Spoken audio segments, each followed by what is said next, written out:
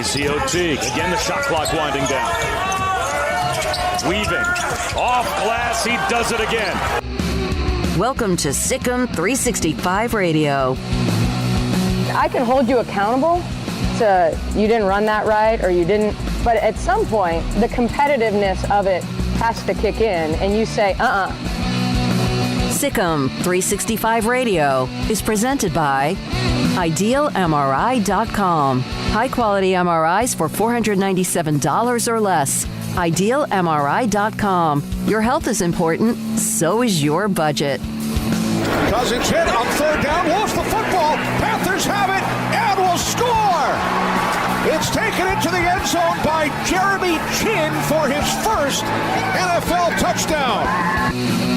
The 3 o'clock hour is sponsored by Waco Custom Marketplace. Meats, sweets, Texas treats, and a cut above the rest. 425 Lake Air Drive, Waco. Got to get it in. Here's Luka. Gets it away. It's gone! A Doncic dagger! Now here's David Smoak, Paul Catalina, and Craig Smoak. All right, it is Tuesday, May the 4th. Baylor women basketball have a new coach. Yesterday, as we were wrapping up the show, Craig noticed that there was an announcement to make that Nicki Collen from the WNBA's Atlanta Dream named as the new women's basketball coach. And so I had a chance yesterday to visit with Monique Billings, who's a part of that team. I had called Kalani Brown. Also, of course, Odyssey Sims, a part of that roster. So how do we do this today? 1-254-339-1122. Your thoughts, rapid fire. And since Twitter can't ban YouTube or what I say, I think, we are about to stick your head in the tank of gasoline, light it with a match, and go full throttle. We're going to speak with the former Atlanta Dream president and general manager, and Chris Sienko. We'll hear from Monique Billings, a player on the Atlanta Dream, and also Mechelle Voepel, national writer for women's basketball from ESPN. And then I got a text today from Doug Gottlieb of Fox Sports. We normally have always had him on about men's basketball. He was a player being recruited back in the day, and he visited Marquette University. And on the campus, he met Nicki Collen. And so he's going to join us at 5:15. And, oh, by the way, the guy that had a lot to do with this, Mack Rhoades, will join us at 4:20. Rhule today. Mavericks GM Donnie Nelson today, along with football writers David Helman and John McClain. I don't know if this hire, when it came down, was one of those that made, if you're a Big 12 program, unless you know the inner workings of women's basketball, whatever level, it's not one that probably like, whoa, my God, but it probably, according to some that I've talked to, hey, that makes sense. That's a pretty good hire. Now, we'll see what happens, the transition of Nicki Collen into the college basketball game where she's been before as an assistant many, many places. Yeah, we'll see how it goes.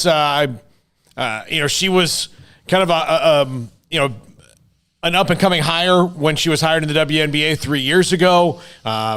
People thinking she was ready to go there, and here she gets back into college, which financially is a better gig than the WNBA. At the first part, sometimes it's the opposite way when you're in the professional ranks, but and plus getting a chance to take over a team like Baylor, like Mack told us a week ago, there's no shortage of people that were going to give them a call and try to get that job. Well, I just think it's funny that, and I kind of ranted about this on the Bearcast earlier today, that everybody's suddenly experts about women's college basketball coaches. I don't think that any single person out there, with the exception of, maybe a handful, could have even named 5 candidates to fill out a list. If I would have said, hey, you can't put Gino, you can't put, Don Staley on here, give me a list of 5 candidates. Okay, everybody would have put Barnes, everybody would have put Molly Miller, and, maybe they could have filled out 3 more names. And you know what? On maybe nobody's list was Nicki Collen. But, Mack Rhoades knows a lot more about this than I do. I remember a similar reaction when Rhule was hired. So I'm going to let it play out. I mean, you know what? And there's no choice but to let it play out because she is brand new and she's going to be around for a while. And, we'll learn more about her tomorrow when she speaks. We'll learn more when Mack talks today about, the hiring process and all of that. But, all you can do now is embrace it. If you rebel against it all you want to, but Kim's not coming back through the door and the coach isn't changing. So, I think support's the biggest thing right now. And, if you didn't get who you wanted, well, that's just too bad. That's life. And, I saw this coming from a mile away. I don't know about you guys, but I just saw this coming because everybody hopped on one name and stirred that one name up and kept pushing that name and putting that name and wanting that name. And so then when it's not Molly Miller, everyone, it's not Molly. It's because you guys obsessed over it for like a week and, basically made yourselves want that or nothing. And so I think for those people, you set yourselves up to be disappointed by it not being a particular person. But I'm cool with the pick, and I'm ready to learn more and see how the program, goes. Well, we're going to talk to her former general manager who hired her when she was assistant with Connecticut, the Sun, where is Dejanay Carrington, of course, is there. Her former coach on Twitter last night made comments, obviously players. And then I saw what matters really a lot. There's a lot of now what happens. Miriam Dowda, I'm sure, wants to have the opportunity to kind of decompress right now. The center from Arkansas. In fact, she sent me a text that she's trying to just kind of go through this process. Not ready to make any kind of announcement. Jordan Lewis, Alabama transfer. She's on board.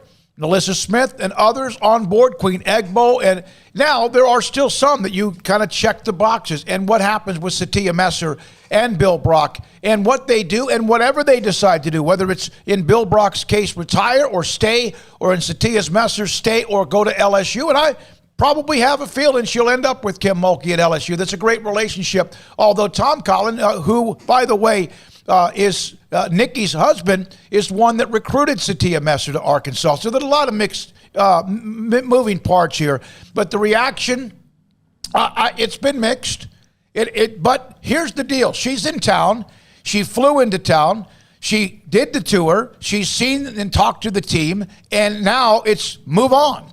So a week later from when Kim was introduced at LSU, here is Nicki Collen. She's been introduced at Baylor. Tomorrow, 2:30, the press conference. We will have her tomorrow on the show right at about 3 o'clock, a little bit after 3 o'clock on Sic'Em365 radio. I'm not going to pretend that I know a lot about her, but I've done as much as I can to kind of get to know what she does, what people have said about her, and we'll have as many guests as we can today to kind of give you different angles from a GM, from a player, from an AD, from a national writer, and also from somebody that knew her when she was at Marquette University. Yeah, and I feel like people tried to, read a bio and then think they know how the entire program is going to operate for the next few years because, a few years ago she didn't have the best record or because of whatever reason. They lost, she was coach of the year in the WNBA, but she lost 11 games, So, I mean, look, we talked about it. The shoes she's filling are huge. They don't get much bigger. So, I'm sure she knows that coming in. Surely there were some people that didn't entice. And then, again, there was the faith factor as well. So I'm interested to hear from Mack and, how the process sort of played out on his end. But I don't know. I'm intrigued by her, and I know that, numbers don't always tell the tale. There's a lot of people who work with her, work for her, worked underneath her, or worked along with her that have put up various notes about her. Here's Kurt Miller, who's the head coach of Connecticut. This is about Chris Sienko, but he reached out and mentioned to Nicki Collen. And then I noticed as well as the night went on, she was able to start to retweet Dave Aranda, who said something, or Scott Drew, or others, or Jerome Tang, or others, Steve Rodriguez, who also said, hey, welcome. And then you see that hashtag joy team and also much, much more. One other note that kind of does come into play here with the timing of this, the NCAA Women's Basketball Division I, the quiet period has started, in fact, yesterday, all the way through this Sunday. Coaches cannot participate in any recruiting activity, including texting, making, or receiving phone calls during the next 7 days. So there's something as well that is into play with this. And she landed. She's at the airport. She's at Baylor. She's been on campus. And we'll hear from, again, Mack Rhoades today at 4:20, but also her former general manager, Sienko, who will join us at 3:15. Had a chance to visit with him a little bit last night and also earlier today. And he was a part of the shakeup when they had the organizational change. And that, by the way, had a lot to do with, and this is not coming, I haven't talked to Nicki. I'll do that tomorrow, and we will as well. But a lot of the shakeup that they went through with Black Lives Matter, with social injustice, that messed that franchise up badly. I'm talking about those who wanted change, those who did not. Kelly Loeffler, of course, she's gone. The owner, they really struggled through that, and that comes from people I've talked to. Injuries, that COVID, and much more that also affected. Again, the record is, what did Bill Parcells say about your record? Yeah, your record is what you are what your record says you are. But again, we talked about this yesterday when we were talking about men's and women's basketball hires and making apples to apples comparisons. And you have to make apples to apples comparisons when it's pro to college on any level. Look at college, in college basketball, if you recruit the best players, you're going to win. In professional sports, that's not necessarily the case all the time. There are additional factors that could come into where, you can't, there's no salary cap. There's no budget restrictions when it comes to recruiting and getting people on campus other than the scholarship limit. But if you have 12 scholarships to give, you go get 12 players that you like, and that's it. Well, in the WNBA, there's, of course, financial restrictions and drafts, and that league is a lot different than women's college basketball. So if she didn't have the record that you want her to have in the WNBA, well, it's not an apples to apples comparison. And again, the other thing you had to do was, like we said yesterday, take out India. Like, women's basketball coaches don't do what Kim Mulkey just did for the most part. Doesn't happen. It just doesn't. It's very unlikely. So whoever they got, whether it was Nicki Collen or Molly Miller or some other person, was going to be an up-and-comer. Somebody who's, in Mack Rhoades and the athletic department's estimation, ready for this job. And how many people were talking about Barnes until like 2 months ago when they saw her in the tournament in the late round? You know what I mean? Like, no, I don't remember hearing her name ever before, they had the win in the tournament to get to the championship game. So, I mean, that I didn't know Molly Miller existed until about 2 weeks ago. Well, and so that's part of the deal. Like you said, there's like 3 or 4 people. We've gone over this ad nauseum, and there's going to be part of the crowd that, no matter who it was, they were going to be happy because they're not named Kim Mulkey, and then there's going to be part of the crowd that's going to be positive about it. And you know what? I'm gonna be on the positive, optimistic side, just like I was with Matt Rhule. Here's from Scotty B on the text, and also breaking news: Brian Skinner, one of his daughters, is coming to play volleyball at Baylor. Scotty, after looking at resume, I believe this is a good hire. Not all coaches are made for the pros like a Nick Saban. Now I'm curious what she will do in terms of possible the transfer portal, the rest of the staff, as well as the playing style. And, of course, we're going to learn a little bit about that today with the various guests. So we have a former GM who hired her in the WNBA as a head coach, Mechelle Voepel, national writer, and then also a current player in Monique Billings, who was nice enough to give me time last night. Then Mack Rhoades at 4:20, Doug Gottlieb, who was on a recruiting visit to Marquette when he got to know Nicki Collen as well. And then this news as well, the Baylor volleyball, that Avery Skinner, first-team All-American, national champion, is going to play for Baylor. She's coming to Baylor. Baylor Volleyball has announced to sign graduate transfer Avery Skinner to the 2021 lineup, first-team All-American, a part of the national championship. We just had Brian on, remember, and he talked about how much pressure there was to watch his daughters down one set to Texas in the national championship to come back to win that series in that match 3-1. We are now joined by Chris Sienko, former general manager, president of the Atlanta Dream. He knows a lot about Nicki Collen because he hired her to become the Dream's head coach her first year there. She was WNBA Coach of the Year. Paul Catalina, Craig, and David Smoak and Sic'Em365 Radio. Chris, thanks for your time. So when you heard the news, what was your reaction about Nicki becoming the head coach with the Baylor Lady Bears? Well, I'm thrilled, and I could say I was kind of in on it from the beginning. I knew that it was a possibility. But I'll tell you what, I said it in my tweets. I certainly believe it. Baylor women's basketball is in great hands for the foreseeable future. Nicki is an amazing individual and should be an asset beyond the basketball court for all of you. So I'm thrilled. I think that the fans should be thrilled, and the more they get to know about Nicki, you'll understand why I'm saying that today. Did Mack Rhoades talk to you, Chris?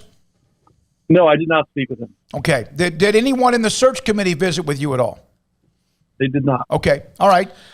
Chris, this is obviously a premier program when it comes to women's college basketball, and it takes a special kind of person to step into something that's already been built. What about Nicki is going to enable her to make that smooth transition with a roster that's pretty stacked as it is right now?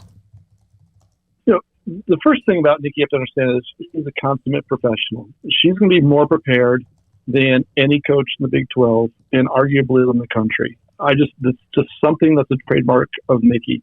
She will not be outcoached. She'll prepare herself beyond expectations, and she'll do it the right way. And when there's a problem or there's something that comes up or they don't win or execute as planned, Nicki will take it upon herself to find a solution to that. So when we look at the transition, we hired her when I was in Connecticut, and then I went to Atlanta and I brought her there as a head coach. I saw a lot of skills and capabilities and things that she had that made her more than an assistant. The way that she worked with individuals, the way that she listened to them, the way that she taught them, her sense of humor, her personality, all those things are good. And they were transitioned over to the head coaching side of the equation. So when she was in Atlanta, you saw the same things, but it was really kind of amplified because now she had the sole voice of direction and where it was going to go. And as you can see, it obviously paid off. In year two, I've been reading a lot of things about, she had a losing record. Well, in year two, our star player was hurt and out for the season. So in the pro game, very limited by your cap. And we were unable to buy, if you will, or bring in another athlete. So we had to play at a disadvantage with 11 athletes. And then we had some other injuries during the course of that year. And last year was the pandemic year. We only played a 22-game schedule. You guys have probably heard of Kennedy Carter. She was in the running for Rookie of the Year. She missed 6 games. We missed the playoffs by a half a game. So you really can't judge the last 2 years. While you can, there's no doubt that Nicki's going to come in there and just make a smooth transition. She knows the athletes. She knows everything about the athletes on this roster right now. Trust me. She watches the game. She watches it in the off season. She is continuously learning. She's worked side by side with the Hawks coaching people over the past couple of years. A student of the game. There's just so many qualities that Nicki has that are really going to help her transition smoothly with a very capable roster. She obviously has the college background, so she's not brand new to the recruiting aspect of it. She'll just have to get, used to it once again. What about her and her personality do you think will attract potential recruits or will help in, having those conversations with their families about coming into the program? Well, I'll give you a good example. We went down to your neck of the woods a couple months ago to bring Odyssey Sims to the team. And the way that Nicki talks to athletes is the way that a mom talks to her family. It's very nurturing. It's very caring. It's very sincere. It's very transparent. And what is she doing is saying, listen, this is who I am. These are what my expectations are. These are what my expectations for you are. And this is what we're going to do together. And it's always about together. And, Odyssey came our way, which is great. And she was very sought after, as she should be. And it's the same with other players. So over the course of our time in Atlanta, more free agents came to Atlanta because of Nicki than at any other time in the team's history. If you go back and you look historically, there's very few free agents that said, I want to go to Atlanta. Nicki changed that conversation because of who and what she is. And again, the conversations that players talk amongst themselves, and they know who's good and who's bad. And players that Nicki has coached will talk to other players and be like, what, you're in a great situation if you're with coach. And again, you obviously need the support staff that's with you as well. But she's extremely capable, and she's very well liked, very well received, and very well understood. There's no gray area with Nicki. She's going to tell you what she wants, what she expects, and she's going to help you get to that point. And she's going to do great.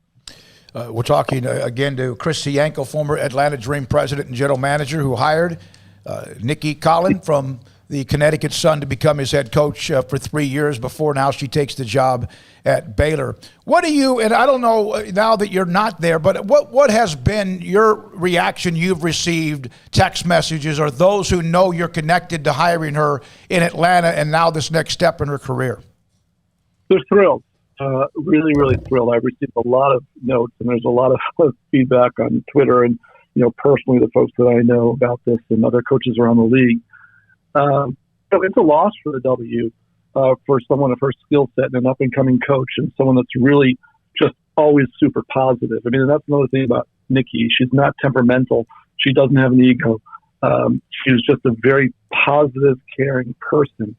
And, it's a difficult thing for her to leave the dream. She's put in the last 7 months of recruiting and working with free agents. I just left the franchise myself, recently. And so we spent a lot of time doing that. But again, the leader is Nicki.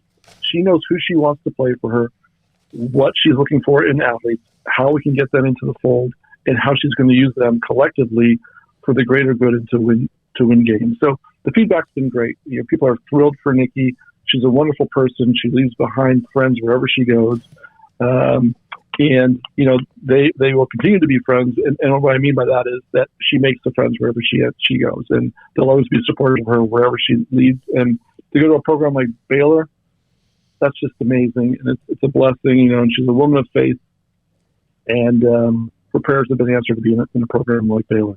Well, Chris, from what I'm kind of extracting from what you're saying, when coaches now come into a new program in any college sport, they have to recruit the guys and the girls who are already on that team because of the transfer portal. So do you believe that Nicki is well positioned to be able to recruit the team that she's just taken over, essentially? Yeah, I do. And from what I'm reading, a lot of the folks are staying. And that's really important. And again, she's going to have conversations and she's going to understand them and she's going to take the time. And I think that people will understand that these athletes will become like children to Nicki in the sense that she will nurture them. She'll always be a shoulder to lean on. She'll always have their back. She'll support them any way they can. And again, these athletes are well connected and they'll start to hear about, how is this program? What goes on behind closed door? What goes on in the locker room? How does she motivate us? What can she do? I would give Nicki an A++ on the way that she recruits, the way she talks to athletes, and that the way that they understand what the expectations will be for them by her. When you've seen her, as in that first year, obviously she was the coach of the year and obviously won a lot of games. When you've seen her under the gun, when the game's on the line, with the board in front of her, trying to diagram plays and all of that, what is she like in that moment? She's great. It's funny because, I was writing some notes before we got on the call, and that's one of the things that I wrote down, okay, is that end-of-game situations for Nicki, a great challenge. She loves them, and I think that she can outduel anybody. She loves the board in her hand. She loves the chess match. She loves the X's and O's. She's a defensive-minded coach. But you have some players that can flourish on the offensive side, but she really wants them to be defensive-minded as well. But strategically and tactically, Nicki's extremely capable, and that's why she flourished, as an assistant coach in so many collegiate programs. And again, her husband was the head coach, as you guys know. She learned from Tom as well, but she thrived on her own. She grew into herself, and as she became an assistant coach at Connecticut for 2 years, and I was able to watch her the first of those 2 years. It's just amazing the response and how they started to grow. In their thinking on the court was different, and she would outline a lot of those plays in the game situations. And then coming to Connecticut, coming from Connecticut to Atlanta, we won a lot of last second games because of her strategy. So I think that you'll see that she will excel in those situations. And again, if there's some plays that don't work, she's going to go back and figure out a way to make them work. That's the thing about Nicki. It's not one and done. Oh, that didn't work. Forget it. Let's move on. It's like, no. I know it can work. And we're going to find a way of making this work. And they'll practice that. And it's going to be really fun to watch. I mean, it's going to be very fun to watch. I'm a big fan. We're going to have Monique Billings on in about 20, 25 minutes. I have about a minute here, Chris. You look at what she's doing here. She's taking over a program from a Hall of Fame coach, a legend, 3-time national title. What does that say that she did not back away from that challenge? It tells you everything you need to know. listen, I've read something, okay? People are saying that she has big shoes to fill. Well, Ms. Mulkey decided to move on, okay? Nicki is saying, look, I'm not worried about filling in for that Hall of Famer. There's always big shoes to fill, and someday somebody's going to have to fill Nicki's shoes. That's the way it's going to work. Thank you, Chris. Appreciate your time. Thanks for the knowledge. Chris Sienko, former Atlanta Dream president and general manager, on Nicki Collen, the new head coach of Baylor women's basketball, introduced tomorrow at 2:30. We'll have her on the show just after 3 o'clock. Coming up next, national writer Mechelle Voepel. She covers the WNBA, women's basketball. You know that, and we do too. And she's next on Sic'Em365 Radio. Y'all listen up. Let me tell you something about group meals from Rhoades Barbecue. It's got all you need for all the folks you gotta feed, smoked meat, sides, and more. There's everything down to the tablecloth, just like the one that you see at the store. At a bridal shower, it's better than flowers. In a long-distance meeting, it'll pass the hours. It'll feed all the cousins at a family function. It's better than potluck at a church luncheon. Next time you need to feed 10 or more, call and order a Rhoades group meal. Next in line. Alan Samuels is celebrating Jeep Freedom Days. It's an exciting time for the Jeep Cherokee and the Grand Cherokee. Built tough as nails and able to stand up to any challenging off-road trails or city roads, travel with innovative technology to meet your lifestyle. Jeep, a great SUV. Alan Samuels, the award-winning customer service Central Texas dealer, the best place to get your next SUV. Located at 201 West Loop 340 or visit them online at alansamuelsdcj.com. Alan Samuels is your friend in the car business. Come by, let's be friends. Boots add protection. Good boots help you climb better and move forward faster. And when your son or daughter steps into the boots of a U.S. Army officer, they also learn how to lead. In these boots, they'll gain more confidence with expert training in one of more than 150 occupational specialties. In these boots, they'll stand a little taller and lead a team with diverse backgrounds and areas of expertise to successfully accomplish whatever challenge comes next. In these boots, they'll earn respect with valuable experience from day one that will give them solid footing for success into the future.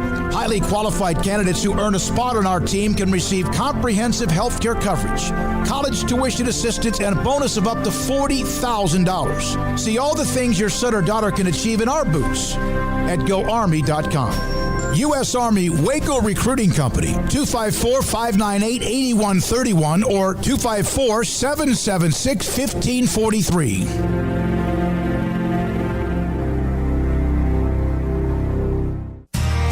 How did Edward Jones become one of the biggest financial service companies in the world? By not acting that way. Financial strategies, one-on-one advice, it's a big difference. And that's why Brad Wilson, your Edward Jones financial advisor, makes sense of investing. Experience the difference for yourself. Brad Wilson, 250 Sharon Drive in Woodway, 254-776-4337. Edward Jones, member SIPC. Parenting is full of surprises. You never know what to expect. So after our son was born, I called my Texas Farm Bureau insurance agent to set up a life insurance policy in case something happened to me. Sawyer is now 2. And we'll soon have a sister. There's no one else I would trust with protecting my family. Stop by and see our agents at one of our 3 McClain County locations. Coverage and discounts are subject to qualifications and policy terms and may vary by situation. Southwest Sports Medicine and Orthopedics, the team physician of Baylor Athletics. Our doctors specialize in the diagnosis and treatment of any and all sports-related injuries, celebrating over a decade of service in Central Texas. Our doctors are equipped to handle a wide range of issues, whether it's your foot or ankle, orthopedic spine care, your hand or wrist, knee and shoulder pain, or if you're in need of our arthritis or total joint clinic. Come see us at the new Baylor Scott and White Ted and Sue Getterman Sports and Orthopedic Center. Trusted doctors at Baylor Trust, Southwest Sports Medicine and Orthopedics. Our goal is to get you back in the game. This is Sic'Em365 Radio. Text us at 254-339-1122. The Sic'Em365 Radio text line is sponsored by Riverbend Liquor and Wine, with the most extensive variety of craft beer in Waco. A hidden gem on Lakeshore Drive and 19th Street. All right, thanks to Chris Sienko. Coming up, Monique Billings, who's on the Atlanta Dream roster. Had a chance to visit with her yesterday evening about Nicki Collen, the new head coach of Baylor University. And Mechelle Voepel and we talked a little bit, Mechelle, I think it was on Sunday afternoon, about just kind of where they might be in the search. Did you have Nicki Collen on your radar at all?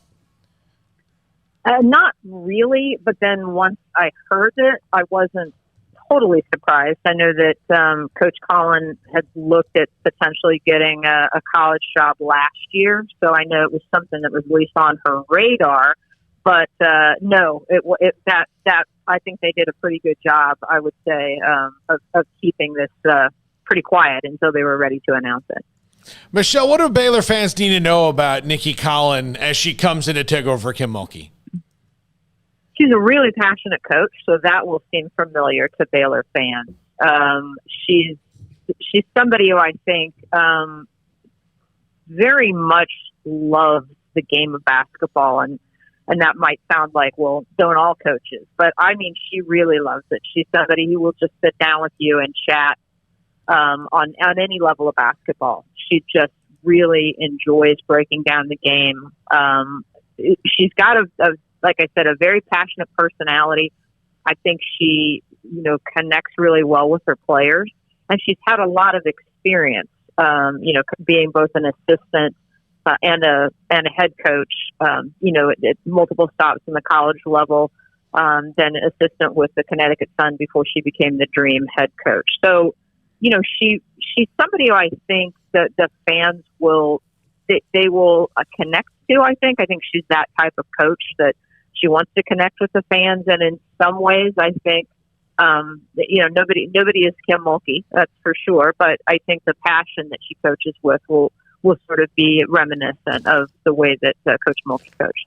Mechelle, I know coaching changes like this, especially in women's basketball, don't occur very often, and we've seen once proud programs maybe not have the same success after the legendary head coach leaves. What are some of maybe the common missteps or things that you feel like she needs to avoid maybe from the outset, as far as the path and the direction of the program and keeping it on track?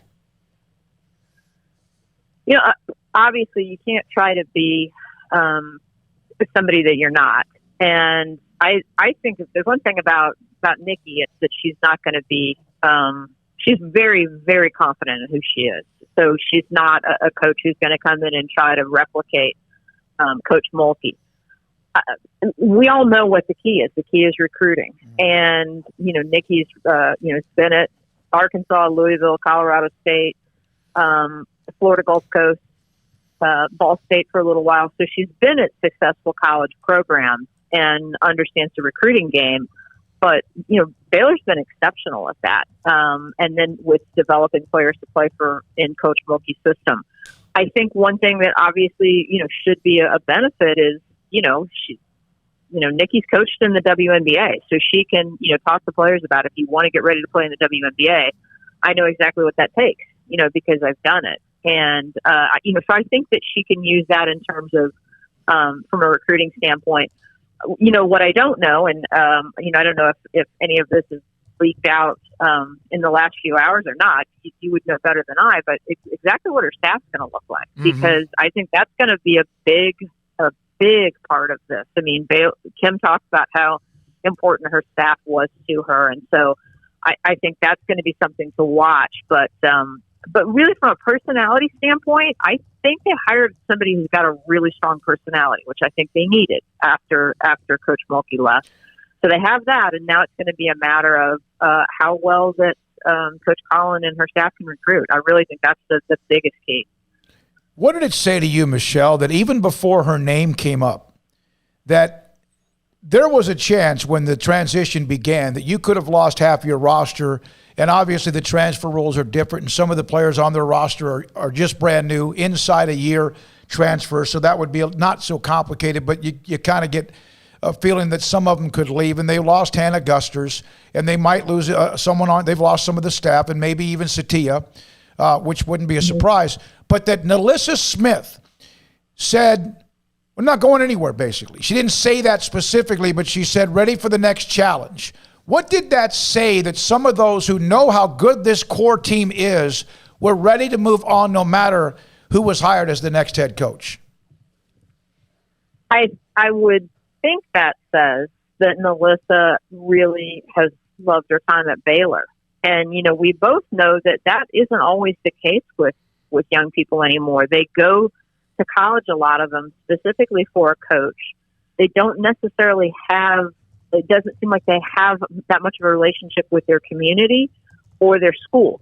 Everything's about basketball and the staff that they're playing for. And then, now we see, players like for instance, like a Nancy Mulkey, and I'm not saying she's at Melissa Smith level or anywhere close to that, but, is from Texas and played at Rice and won a WNIT championship. And then when her coach left, she's going all the way to Seattle, which is a huge move for 1 year. That would tell me that there's a lot of connection with that coach. Now, that doesn't mean Melissa didn't have a strong connection with Kim, because I think we all saw from social media she was, it was really tough for her. But I think it says she wants to finish what she started at Baylor. And you've got to admire that, because you don't see that as much anymore. You do see kids leave with 1 year left, or, as graduate transfers. So I think, maybe she says, look, this is the place I've been happy here. I think she very well may be the best player in college next year. And she wants to finish the job she started there. I think no matter where she goes, she's going to be, she'll be a lottery pick in the WNBA. But it is kind of, I don't know, sort of admirable to see her decide, I'm gonna stay here and finish what I started. Mechelle, nobody covers women's basketball like you. And when you have a coaching search, obviously someone like you is going to be able to kind of rattle off a list of these people fit, or these are the people they should talk to. How difficult was this one? One, because of the way that Mack Rhoades does things, and that he essentially goes into a cave until he hires a coach. And we've seen that several times throughout his tenure here to figure out. And just because, Baylor's kind of a different thing, given that, a Hall of Fame coach is leaving. It's a small private school, and all of those things that went into this. I think you're absolutely right. Those things all do make it a little more complicated. I mean, this is a religious college. And so there would be some people I don't think would be comfortable going to Baylor, and some people at Baylor might not be comfortable hiring. I really wish that wasn't the case, but I think in reality, it probably is the case. Then you have the fact that, you're following somebody who's not just enormously successful, but has one of the biggest personalities, I think, in all of college sports. So some people would be like, I don't want to do that. That's a recipe for falling short, if you will. And that's where I think, because Nicki Collen is such a confident person, I can't overstate that enough. She really has a lot of confidence, not in a bad way, but she really believes in herself. I think that's probably something that stood out to Mack Rhoades, because you kind of need to have that to say, okay, hey, I know I'm following a legend here, but that's not going to stop me from wanting to do this job. All those things together, though, as you said, did make it complicated to try to figure out who they would hire. Because maybe some names you'd think, oh, yeah, this might be a person who'd be a really good fit for a big job, but maybe not a fit for Baylor, to be honest. Mechelle, you mentioned some of the feedback, and you do cover the WNBA heavily, and you also cover women's basketball, as Paul said, as well as anybody. Can you kind of share a little bit of reaction from the women's basketball circles? You and I had a conversation Sunday, and you mentioned how it would be hard because there's only maybe a handful of people that would fit what Baylor is and who they want to be, right? As far as those who could be candidates. What was the reaction? Was it overwhelmingly positive, or was it like, we'll see what happens? I think there is, and I'm just trying to be, as straightforward as I can. There are a lot of people who are concerned or bothered that they feel like there is an anti-LGBTQ attitude at Baylor. And when you consider how many people that are involved in the women's basketball world are part of that community, and that includes myself, sometimes there are elements of Baylor that concern you. There's just no getting around that in the women's basketball community, and they're not the only school. I feel like with what I've read in Baylor's handbook, that they have tried to, if you will, I don't want to say this wrong, but I think they've tried to say we want to be open to people of no matter what their background is, no matter what their sexual orientation is. We want people to feel comfortable here, but it's not a place that everybody would feel comfortable. And so what I saw was some people say, how is Coach Collen going from an organization that is, the WNBA, that is so positive and, is one of the leading professional organizations in recognizing, pride, for instance, going from there to Baylor. And I think that's a question she is going to be facing. So I think some people ask that question. And the other thing was, some people look at this and say, hey, what does this mean when a coach is willing to leave the WNBA, 2 weeks before the season starts to go to Baylor? Now, that doesn't surprise me, because there is simply more job security and more money in the college game. So, it's as you guys said, and I think you've covered it expertly, it's a little more complicated than just an average coaching search. And the way all of this went down has been, one of the more interesting things I've seen in women's college basketball, all the way going back to, when the first rumors cropped up that maybe Kim Mulkey might be leaving. Mechelle, thanks for your time. We appreciate it so much. Thanks for being a part of the show. And also, anytime you've been on with us before and a lot of it was over what Baylor had done under the Kim Mulkey era, and other stories in basketball as well. Mechelle Voepel, national writer, columnist for ESPN on women's basketball at both the pro and also college level. Now, coming up next, when I talked to Kalani Brown as the show was winding down yesterday, she gave me a number to Monique Billings, a forward for the Atlanta Dream. And I had a chance yesterday evening to record an interview with her about Nicki Collen, a little bit more about her from the perspective of a player. One of the things she does say to me, and also in the interview coming up, is she wishes she had more eligibility left to come play at Baylor. So that's from a player's perspective. We'll hear from Mack Rhoades at 4:20, Matt Rhule at 4, and much more. This is Sic'Em365 Radio. Look, the housing market is hot. It's hot right now. It can get cold. It's hot and cold, hot and cold. If you are trying to buy a new house, if you're trying to sell your house and trying to deal with all that, you need a realtor in your corner who knows everything that's going on. And, well, that is my good friend Lance Donaldson and the Donaldson family team, brokered by eXp Realty. Give him a call, 254-214-3713. And, look, he describes himself as a local realtor with a unique perspective, and he is certainly that. He certainly is a different kind of guy, and I say that in the most loving and wonderful way possible, because when you meet Lance, you're going to see that unique perspective. You're going to see the way that he really gets interested in not only you, but what your family's life is like and what your needs will be for that dream home, and he's going to help put you in that dream home. He's going to get you a great deal on the house you're selling and the house you're buying, because that's what he lives to do. Lance Donaldson, the Donaldson family team, brokered by eXp Realty. Online, lancedonaldson.exprealty.com, or just put him in the little Google machine and it'll pop up his website, and you can see everything about him and his listings, or just simply give him a call, 254-214-3713.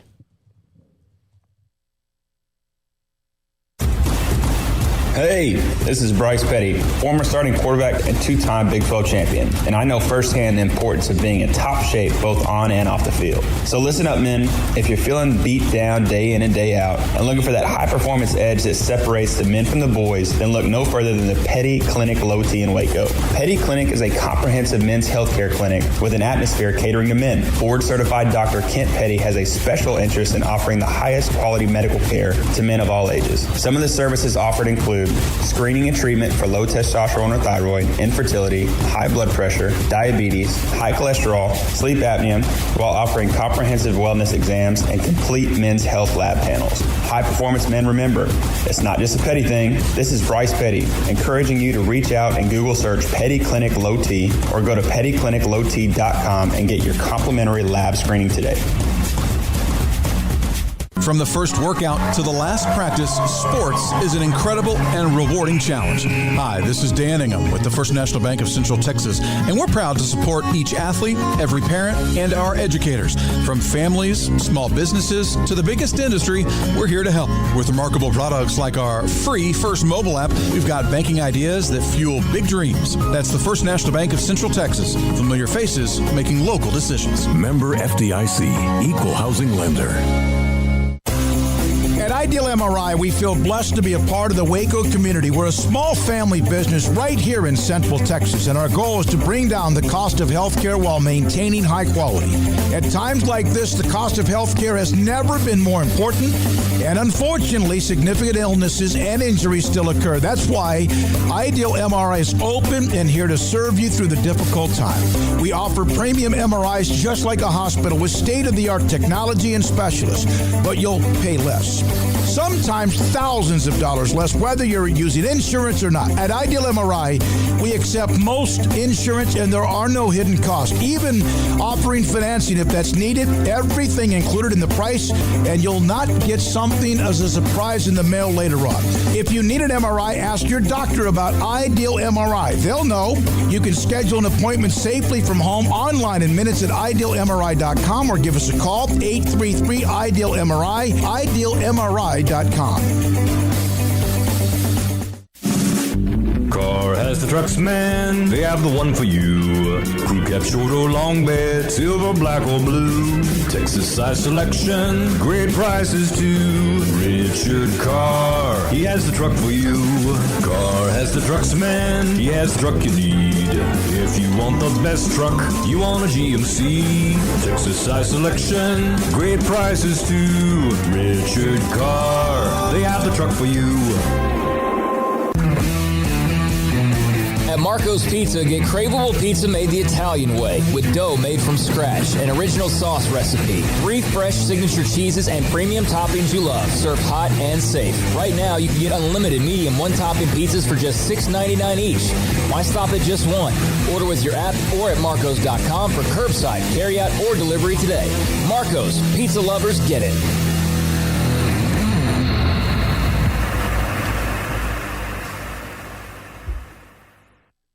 Welcome back to Sic'Em365 Radio. Are you a Sic'Em365 superfan?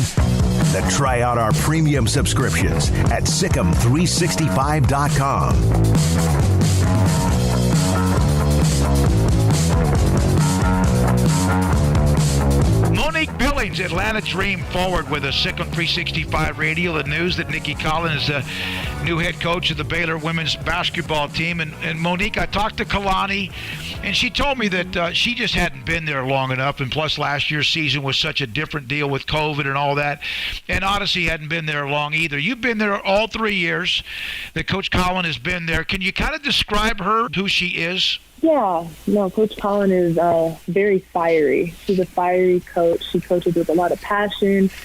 She has deep love for the game, and she's the type of coach where what really stood out to me when she had drafted me was she said, I won't let another coach or just I won't let anyone outwork me. She said, I'm going to work on being my best every day just by putting in the work, and you guys are going to see me put in the work. So I have a lot of respect for her and the work that she has put in these last 3 years that I've been with her, and just her being intentional to do that. What's been the reaction of your teammates with the news that she's leaving for Waco? I mean, everyone is really excited for Coach Nicki just because we understand that, one, it's a business, and two, when an opportunity comes up, when another door opens, like, you got to walk through that door. So our team has been very supportive of Coach Nicki, and we know that it's hard for her. She's a feeler. She was on a Zoom call with us, and you could tell she's emotional. So I know it's not an easy decision for her, but yeah, we're just very excited for her and just the new chapter that she's about to embark in. You were a part of college basketball at UCLA, and Baylor has been an elite, as you know, with Coach Mulkey. She's now at LSU, so you understand the standard, I'm sure, at Baylor. And I'm not sure you might have even played against them when you were at UCLA. What is Baylor getting, and your thoughts about what standard they have now and what Coach Nicki Collen can do for them? Well, they have a coach that has coached at all levels. So Coach Nicki has coached in college before, and her just leaving the pros, she has coached at all levels. So she's going to be able to get the Baylor Lady Bears and make sure that they are pro ready. They're going to be a pro level team because they have a pro level coach. What about her as far as her style, about how offensively the X's and O's, and obviously the WNBA is different in a lot of ways than college basketball, although college basketball, the game is changing. Yeah, I would say Coach Nicki displaced. She's very much so like an X's and O's coach. She, I would say, specializes in just drawing up game-winning plays and special situations. And it's been really exciting just being able to be coached by her for these last 3 years. She was the WNBA Coach of the Year in 2018, and then a couple of years have not been good. I know there's been some change, the ownership change, which has been well documented. Obviously, Chris Sienko's gone, the general manager. Is it just been things have not gone well? Is it just been kind of a combination of last year of COVID and the way the season was kind of interrupted a little bit as well? How about that? Yeah, probably just all of it, honestly. Every year is different. So you might have the same pieces, but they just might work differently in different seasons and different years. So it's a lot of moving parts, a lot of just changes, as you had mentioned, and a lot of adjustments. If you're a Baylor player, and it seems as if a big chunk of them are going to stay, and they were waiting for the news on who this would be. A young lady that's transferring from Alabama, Jordan Lewis, is going to keep her commitment to Baylor as well, and there were thoughts that maybe the roster could have a lot of attrition. What would you say to them about what they expect and what she's going to do for them? Be a sponge, pick her brain, ask hard questions. She's coached at every single level. She has connections with probably everybody, so it's like, learn. Why not just learn from someone who's been around the best, someone who holds themselves to being the best that they can be? Just be a sponge. So you were on the Zoom call. What was the reaction from the player? You mentioned that she was emotional, but is everybody, like you said, is it happy but sad at the same time because you hate to see her leave? Our mentality is just next man up. So definitely excited for Coach Nicki, but we're just focused on our mission as a team. We're really just focused on what we're building, the pieces that we have, and nothing's changing or wavering from that. You mentioned her fire, the passion, and I've kind of watched a couple of things online. Do you have a favorite moment with her? Maybe one of those moments you can share, maybe a little fiery moment, or is there just a lot of them? There's so many of them, but it's funny when I watch film and I go back. So after a game, I'll go and watch film, and watching her reactions on the baseline, like if I make a good move or have a good play, just seeing her reactions, her jumping up and down, and just her movements of excitement, that gets me excited. So I would say those are the fiery moments I will definitely miss the most. We're talking again to Monique Billings. She plays Atlanta, the Dream. Anything in particular you could share about something with her that talks about what she is as a mom, as a coach, as a person, with somebody that cares? Yeah, no, I would say care is the right word to describe Coach Nicki. She's very empathetic. She understands, and I think that is because she is a mother, that she has that sensitive side. She is fiery, but she also has that compassionate side where she cares about us so much as humans before basketball players. Baylor fans are pretty spoiled because of how good they've been now for the last 20-plus years, 21 years. What can you say to the fans at Baylor about Nicki Collen? Coach Nicki has very high standards, so y'all are in great hands. I wish I could go get some eligibility back so I could go back to college and play with her or play against her. But no, Baylor's in great hands. I think the legacy will only continue on. Monique Billings, again, she's a forward with the Atlanta Dream. We appreciate all your time on Coach Nicki Collen, the new head coach at Baylor. This is Sic'Em365 Radio.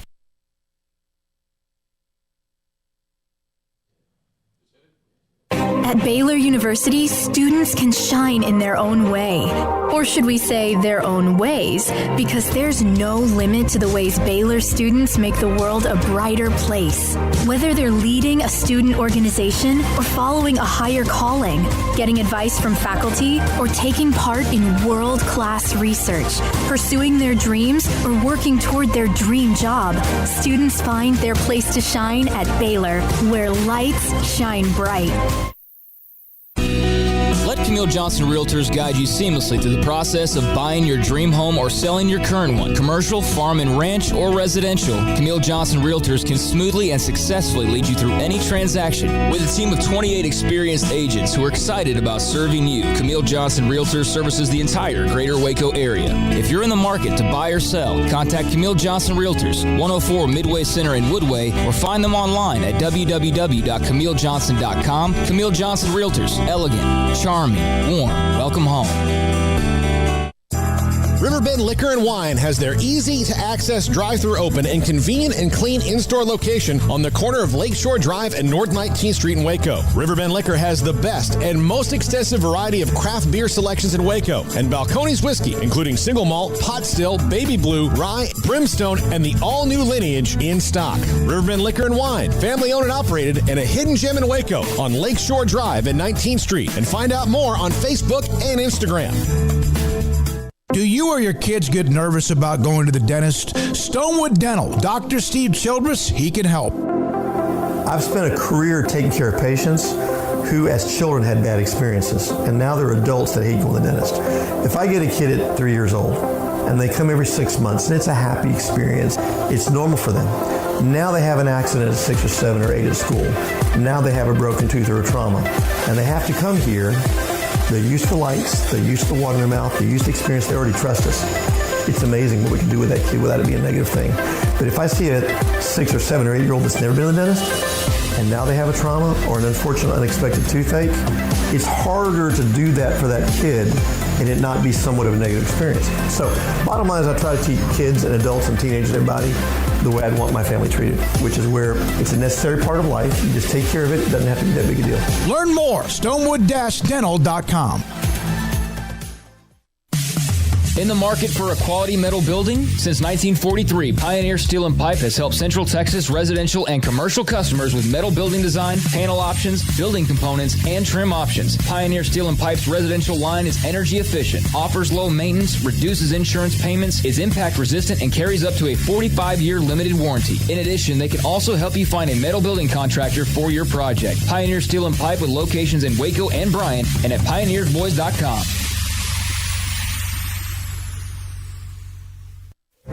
Stepping into the boots of a U.S. Army officer can add confidence and leadership skills to your son or daughter's career path. See all the things they can achieve in our boots at GoArmy.com. U.S. Army Waco Recruiting Company, 254-598-8131 or 254-776-1543. Welcome back to Sic'Em365 Radio.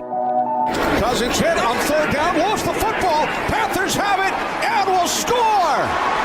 It's taken into the end zone by Jeremy Chin for his first NFL touchdown. The 4 o'clock hour is sponsored by Boozer's Jewelers, the wedding ring store, specializing in custom jewelry and repair, all in-house. Now here's David Smoak, Paul Catalina, and Craig Smoak. Spent the first hour focused in on new women's basketball coach Nicki Collen, former GM, again with the Atlanta Dream, former player, also Mechelle Voepel. Mack Rhoades coming up next. And how about this as a segue to start the 4 o'clock hour? One of 32 of these jobs in the world, head football coach of an NFL team, and our good friend Rhule of the Carolina Panthers. How you doing, man? I'm great. Great to talk to you. How much difference was there this year with you in preparing for the draft compared to last year at this time? Well, I mean, it's night and day. You know, last year, really doing it from my house.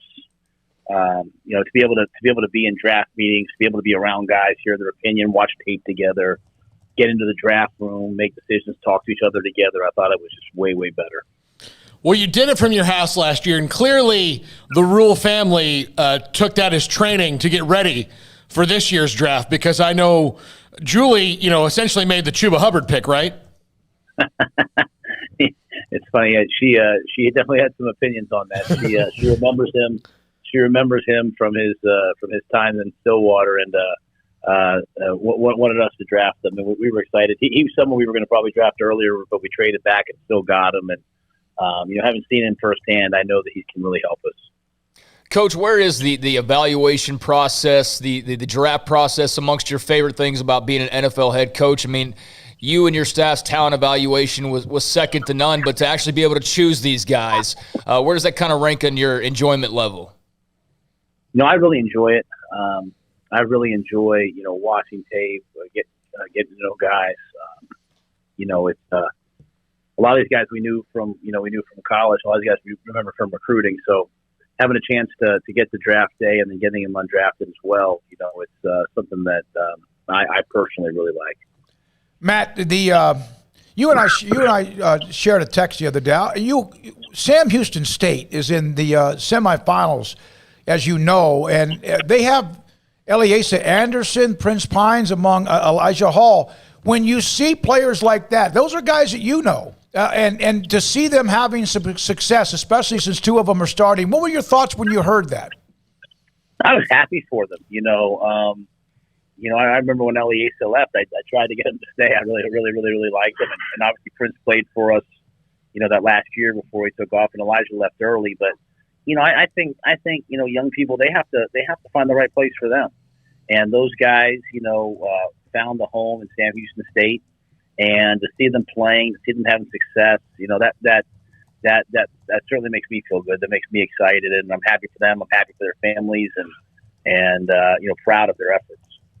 You guys drafted J.C. Horn with the first pick. I heard Daniel Jeremiah talking about how scouts do like guys who are from the pedigree. Obviously his dad was a longtime NFL player. Do you like that, coming in a guy that they've grown up in a household that they might have a little bit of a step forward in being an NFL player? Yeah, I mean, I think it's each case it can be a little bit different, but I think when you've grown up and you're the son of a coach or the son of a player, when you feel like, you've been pushed, you've been, prodded to be a great player, you've been driven.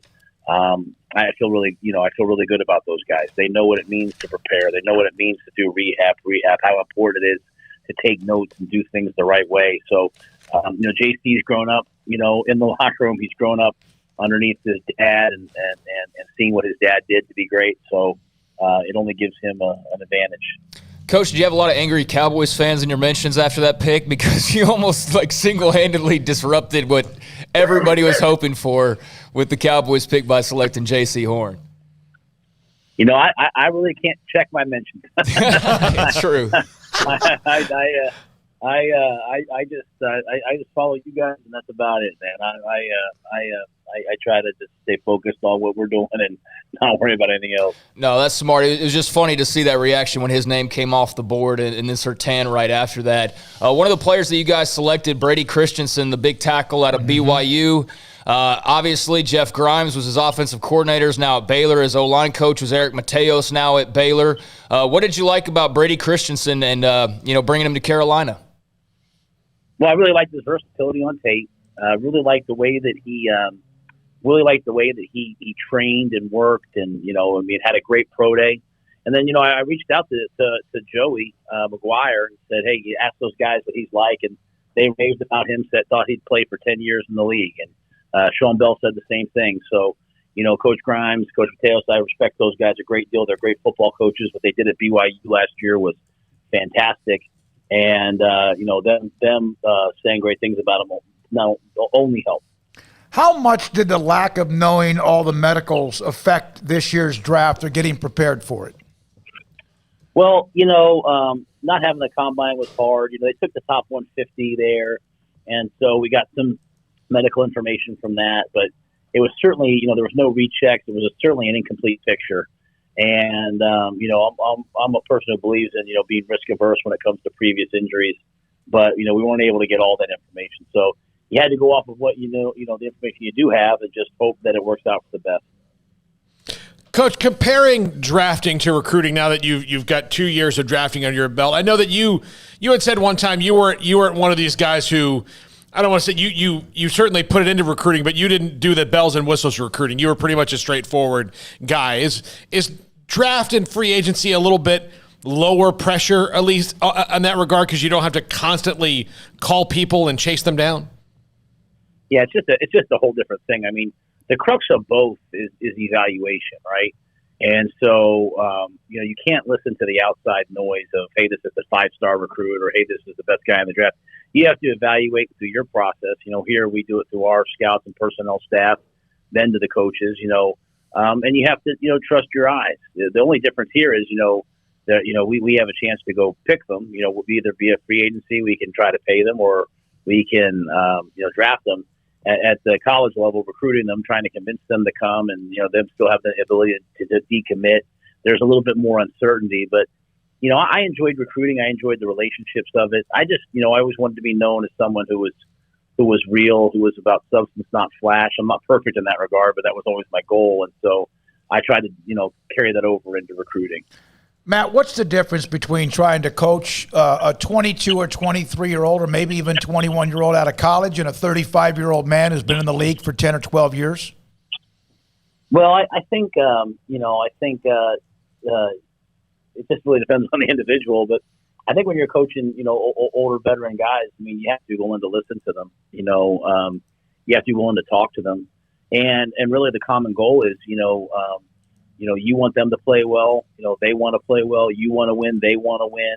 And so I think taking the time to explain why, to explain your rationale, I think that goes a long, long way. And then with the rookies, the guys that are coming fresh out, they're coming from different places. Some come from programs that were very demanding. Some come from other types of programs. You have to quickly, get them to understand what it is to be a Carolina Panther, the way that we do things, the way that we work. And make sure that they understand that so that they can have success and not get lost in the shuffle. You guys made the trade for Sam Darnold before the draft. When you have a young quarterback, and of course you've got Joe Brady there working with him, who I know you have amazing confidence in, but when you had that off the table, given that this was a quarterback-heavy draft, did that make it everybody was a little more clear-headed when you're able to get there at 8 and start your draft? Yeah, we really like some of the quarterbacks in the draft, and we think that they're going to be great players. But we brought Sam here because we believe that he can do it. We believe that at 23 years old, his best is ahead of him, and I think the ability to not only have a quarterback we believe in, but also add someone like J.C. Horn, it felt like it was 2 for 1 as opposed to just drafting a quarterback. So we feel like we made our defense better and our team better, and we're excited to see what Sam can do moving forward. Matt, you told me on many occasions through the first, second year, and then, of course, the third year that was amazing and how close it was to you guys winning the Big 12 and playing perhaps in the playoff. But you have this thing that you've said to me before, we'll win when we're ready to win, or we'll win when we get – kind of explain that to me. How do you know? How do you – because there was a couple of games at the end of last year, one that you lost, one that you won, and I know the record wasn't what you wanted, but what do you mean you'll win when you're ready to win? Well, I just believe that, winning, obviously, if you're just way more talented than their team, then so be it. But true winning comes from when, people are willing to do things right, when they're willing to play hard, even when they're banged up and hurt, when they're willing to sacrifice, when they're willing to prepare. And so a lot of times you're not doing those things and you're not winning and you're wondering why. And I think when you commit to doing the right things long enough, eventually winning is the byproduct of just being excellent in all those areas. And that's not just the players, that's coaches, players, everybody. And so, for us last year, I thought we had a team that worked hard. But, we'd have penalties, we'd have issues, we'd have problems. And so, we won some games, but we'll win at a high level, when we're ready to, when our work ethic is unparalleled, when our commitment to detail is elite, when we practice and prepare at such a high level and get to the game and maintain focus throughout the game and don't lose it or get distracted. And so, some of that comes with age, some of that comes with better coaching, some of that comes with new players. We weren't that team all the time last year. I was proud of our team. The second to last game, we went to Washington in a game where they had to win to go to the playoffs, and we played like a big-time team that game. But we're in the process right now of just trying to grow our team. Not just bring in new players, but grow the team, grow the staff, grow the culture, grow the mindset where we understand that winning is a byproduct of the things that we do day in and day out. This is a selfish question because I'm a WFT fan, Coach, but how good is Chase Young and that young Washington defense? Well, he's fantastic. He's a not only a physical freak in terms of his athletic ability, but he plays the game really hard, plays it the right way. So, my good friend Marty Herney is up there as, executive vice president of personnel, working with Ron Rivera, and I know that they'll build a great team. You, when I was going through highlights to try to build the Open today, Jeremy Chin kept popping up, and I wanted to ask you about him because he was a rookie last year, and sometimes you just hit on a guy who gets and fits what you guys are doing. He seems to me to be a Phil Snow type of player. Am I right on that one? Yeah, I mean, he's made up of all the right things. He's got the right mindset, the right character. He's unbelievably smart.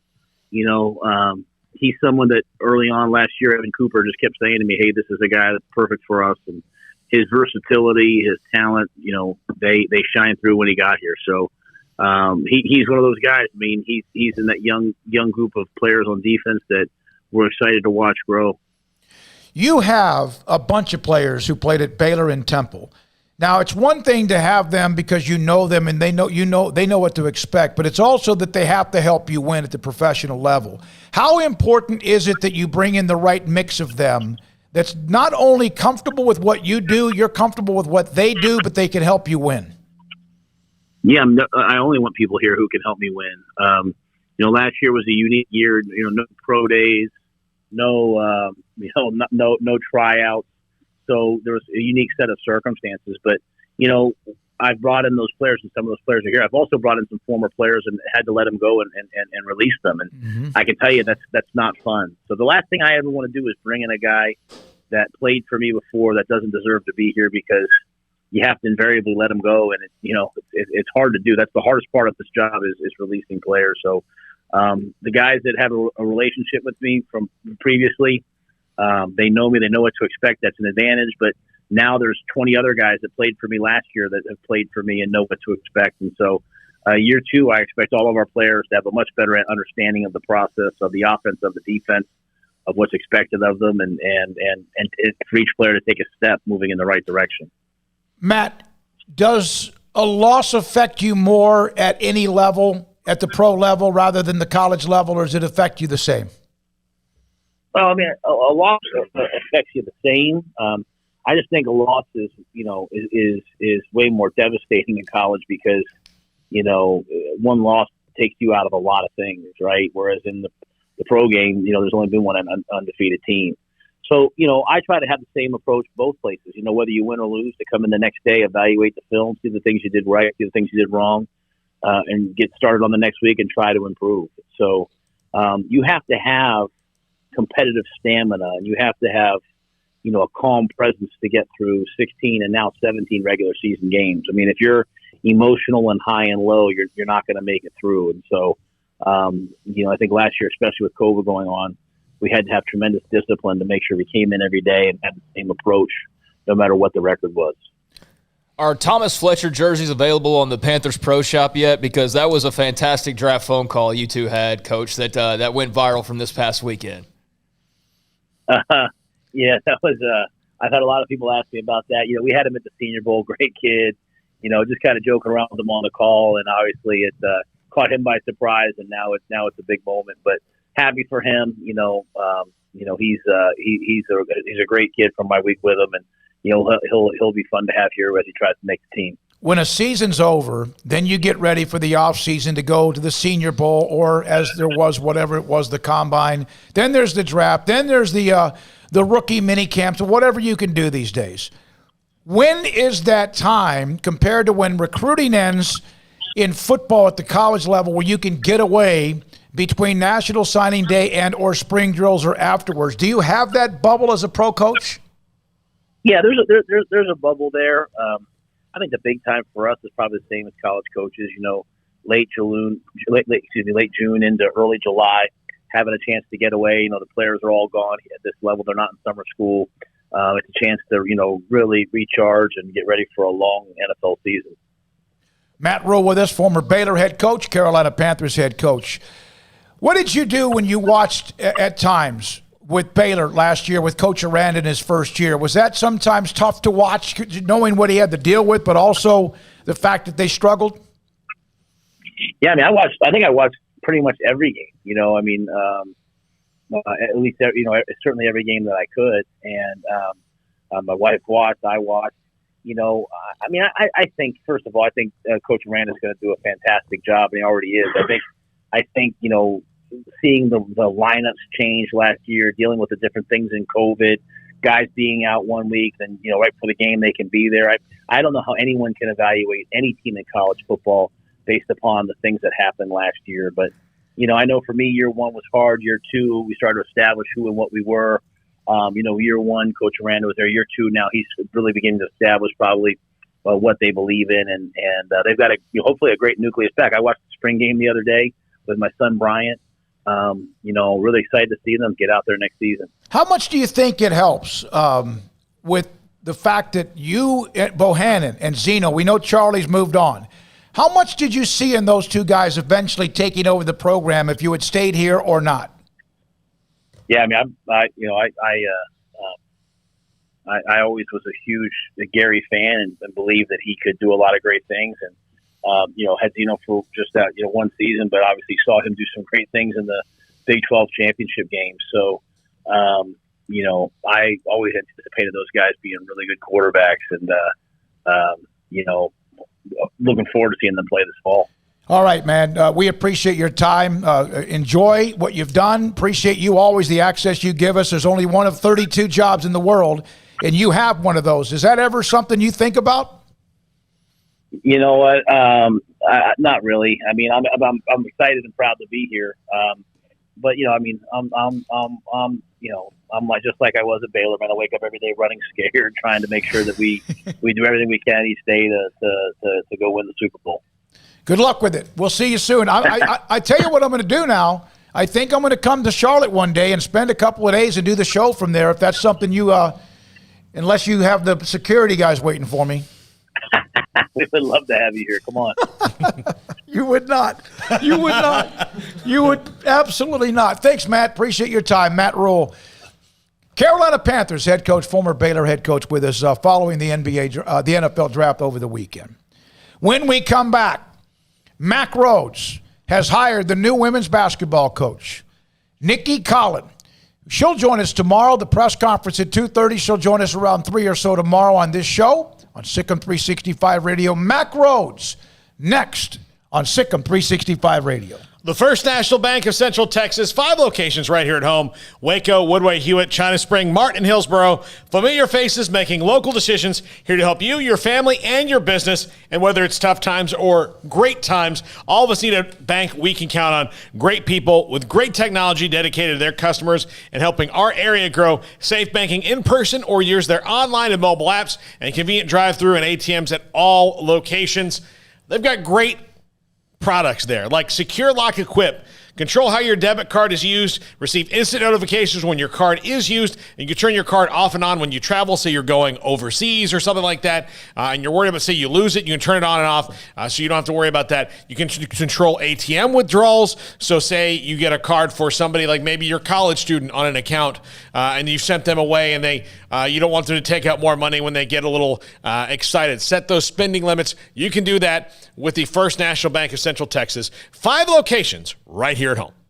Boozers is the wedding ring store and more. If you're ready to get engaged or already married and want to upgrade your wife's ring for a special anniversary, Boozers is the place to go. With the largest selection of premier quality diamond engagement rings and wedding rings in Central Texas. They have 7 cases with over 300 styles of rings from top designers like Natalie Kay. Choose from yellow, white, or rose gold, plus beautiful top quality loose diamonds. With an in-house jeweler, they can also custom make anything you want. Bring in a picture or drawing and let Boozers create your one-of-a-kind pendant or ring. They can even use some of your old gold and diamond jewelry to create something new. At Boozers, you'll find a great selection of quality timepieces, and Boozers is the place for expert watch maintenance and repairs, too. They specialize in expert Rolex watch repair for fine jewelry, watches, custom work, and more. Go to Boozers on Valley Mills and Lake Air Drive in Waco. Boozers, the wedding ring store and more. It takes time to reach goals. It's a truth that applies to more than sports. It goes for your financial goals as well. You work hard for your money, and you deserve an investment strategy that lines up with your game plan. And Tom Albers, your Edward Jones financial advisor, can help. If your financial investments aren't putting forth the effort you desire, stop by today for a financial review. Tom Albers, 4301 Lakeshore Drive, 254-776-7605. Edward Jones, member SIPC. With so many companies and policies out there, it gets so confusing shopping for insurance, and I never know if I'm getting the policy that's right for me. Luckily, I met the team at the Nicki Group Insurance Agency. With the Nicki Group, you can go to one company and get access to coverage options from many insurance carriers, and you get to speak to a real person about your specific coverage needs. With the Nicki Group, I know I'm getting the right coverage at the right price. If you need insurance, talk to the experts at the Nicki Group at 1-800-258-8302. At Ideal MRI, we feel blessed to be part of the Waco community. We're a small family business here in Central Texas. At times like this, the cost of healthcare has never been more important. And unfortunately, significant illnesses and injuries still occur. And that's why Ideal MRI is open and here to serve you through this difficult time. So if you need an MRI, ask your doctor about Ideal MRI. You can schedule online in minutes at idealmri.com or call 833-IDEAL-MRI.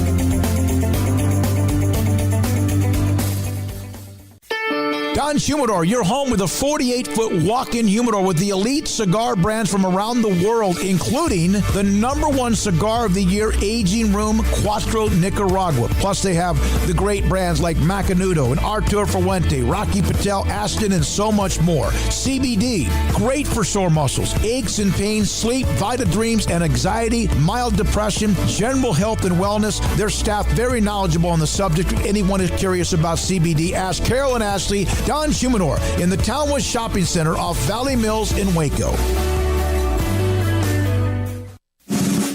Car has the trucks, man. They have the one for you. Crew cab, short or long bed, silver, black or blue. Texas size selection, great prices too. Richard Carr, he has the truck for you. Carr has the trucks, man. He has the truck you need. If you want the best truck, you want a GMC. Texas size selection, great prices too. Richard Carr, they have the truck for you.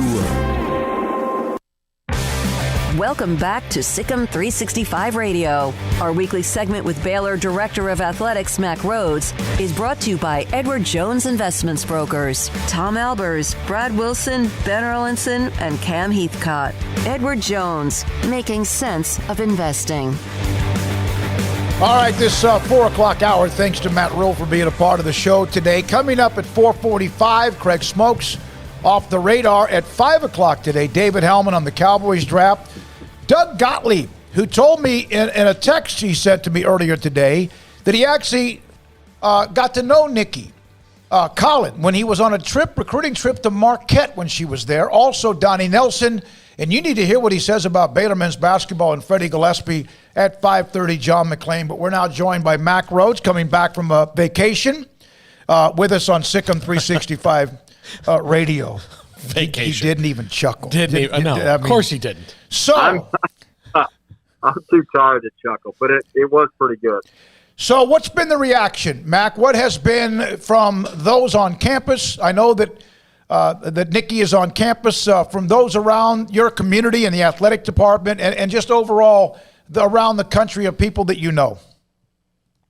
You know, I don't really look at social media, and I haven't read an article.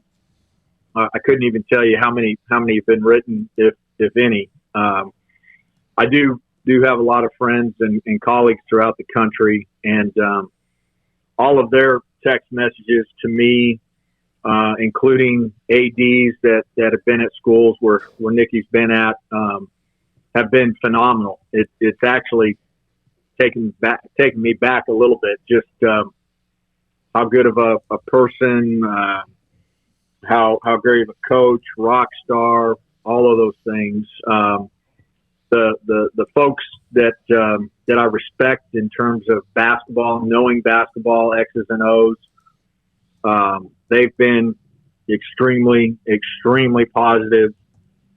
Just, in a very short time today on campus, introducing her to, the team, but also people that work with the team, coaches, other coaches. It's just been really, really positive. That's one of her gifts, in my opinion, is building, developing really strong relationships. And I know, within the athletic department, she's off to a great start. Mack, how different is this than any coaching hire you've been a part of? Because we've talked about this the last few days in the show. In women's college basketball, Hall of Fame coaches don't leave. They retire normally. So what Coach Mulkey did was unusual. Did this make it different in replacing someone like that? I mean, no, and nobody should read into that. It didn't. We have our process, and we sit and say, here's what we're looking for, and let's continue to remind ourselves that throughout the process, and the way we identify candidates, the way we interview candidates. I think very, very consistent as when we've done other coaching searches, head coaching searches. There was one element that we brought to these interviews that I had never done before, and I was jogging, probably 7 days ago, 10 days ago, and I was thinking about why wouldn't we have them do a mini coaches clinic and have them present some things on film rather than ask them what's your offensive philosophy, what's your defensive. Let them show us and use film to do that. And so we had each of the candidates do that, offensive philosophy, both transition, half court, zone, defensive philosophy, what does a practice look like? And so that was unique. And we hadn't necessarily done that in any other searches. And I'm glad we did, because it was in my opinion, a better way to talk about those things, particularly scheme, and then also you got a sense of energy. On sideline, you got a sense of energy in practice. Mack, when did Nicki Collen first get on your radar? That's a great question, Craig, and I'm really trying to remember, and it was probably relative to some of the others later than maybe some of the others, but certainly before we began any of the in-person interview process. It started with probably a great hour conversation with her. When I hung up the phone with her, I was, wow, she's impressive. I need to know more, but man, she was really, really impressive. Did you ever have to start over with the search? No, never had to start over. Here's and this is really it's a tribute to, and I mean this sincerely. It's a tribute to Kim and the staff and all of the former players. It's a tribute to the current players. We had quality candidates, and we had really, really high character people. I was thinking about this on the plane this morning, leaving Atlanta to here. Like as a father of three daughters, if any one of them would have played women's basketball, I would have been happy, for them to play for any of the candidates that we interviewed. So it was really a great pool. Enjoyed it thoroughly. And I feel like we were spoiled in being able to select the best of the best. And one of the hardest things about this process is having to call the others that you didn't select and tell them no. And that was, to be candid, that was the hardest of the process, because just in that short time, and the interviews are really long, but in that short time, we try to do it where it's certainly much deeper than just the basketball piece. And, you begin to form a relationship with all of them. Is it even more difficult when you have someone like Bill Brock or Satia Messer, who you know very well, who are on staff, and have to tell them that it's not their job? And have you been able to, or have you heard anything about their future? Yeah, so I'm not going to talk about candidates, who was, who wasn't. I think you all know that I personally love them both. You talk about high-quality human beings. You talk about two people that coach for the right reasons. It's never, ever about themselves. It's always about the players. I think their status, their future is in process. Nicki's world has been rocked. 36 hours ago or 24 hours ago, she was the head coach of a WNBA team, and she had great relationships with those players, and now everything has changed. And so she's drinking water through a fire hose, and trying to first and foremost establish relationships with current roster, with prospective student athletes that either signed or verbaled to come here, and then trying to work with staff. So, I think that will come together here in the upcoming days. Mack, based on what you said before about it being hard to tell great candidates no, so is it easier? Not that you would want this, because then it would be a waste of your time, but if you had somebody that you interviewed and you're like, well, no, at least you don't have to tell them no or yes. Say that again, Paul. Would you rather have someone that just came in, you're like, well, that was bad. I'm glad I don't have to. That's not going to be hard to tell them no. Yeah, hopefully, Paul, you're not in that situation, and you've vetted it. To be honest with you, not since I've been at Baylor, but I've had a couple interviews where I absolutely said, yeah, we're done. You're not answering any of the questions that I'm asking you. You're not on point. We're done. Interview over. Thank goodness that hasn't happened in a while.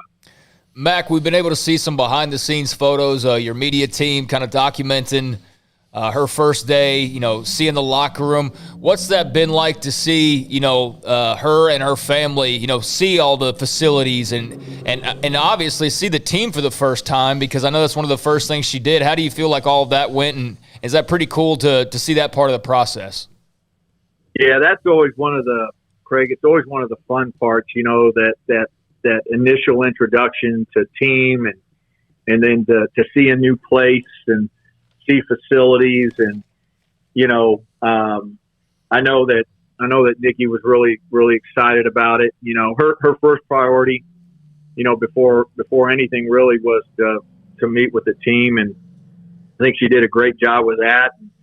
She'll have individual meetings. But it was cool to see all of that and just the energy and the excitement. And,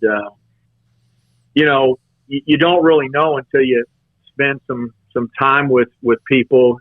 You hear and you feel that family is most important. Faith is most important.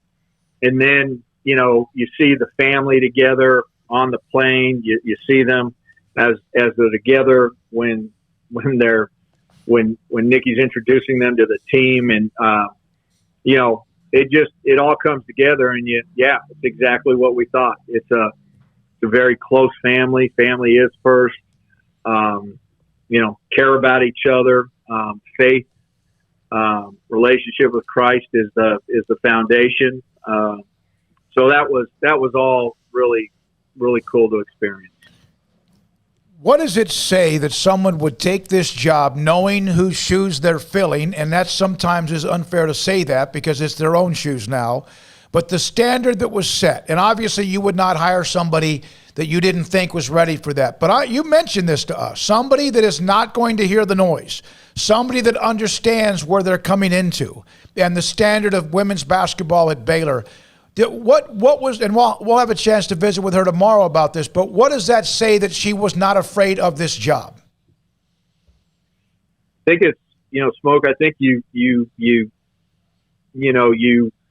earmarked, one of the things that we loved about it. There was no fear. And that is, shouldn't be taken as disrespect. She, has great reverence for what Kim has done here and knows that it's completely special. But she's got great confidence in her ability. And she's not going to try to be anybody but who she is. She's not going to try to coach like anybody. But how she knows how to coach and what she believes in. And by the way, she has an unbelievable basketball mind, but she has great confidence in who she is as a person and how she coaches, how she relates to players, how she develops players. And I don't know, you could just feel it. Tough act to follow, but I almost think she kind of flips that and says, "Man, what an unbelievable challenge! This is going to be a great opportunity." Tom Herman, I believe, had not been a head coach. Obviously, Dave Aranda has not been a head coach. Matt Rhule was 28-23 at Temple, and now you have Nicki coming in, and she's been a head coach for 3 years. And I know the last couple of years have not gone well, and we had Chris Sienko on to kind of explain that along with Monique Billings, a player on the team now. Did that in any way come into play where you're like 3 years, losing record? What do you say to that? So honestly, it came into play before we sat down and talked to her and spent, however much time we spent with her. Yeah, I mean, how can you not look at that? But as you sit down and you go through a coaching mini clinic and go through philosophy and you experience her energy and in her basketball mind, and you get a sense on how she is with players, student athletes, her ability to recruit, whether that's free agency, whether that's, college. It was a non-factor.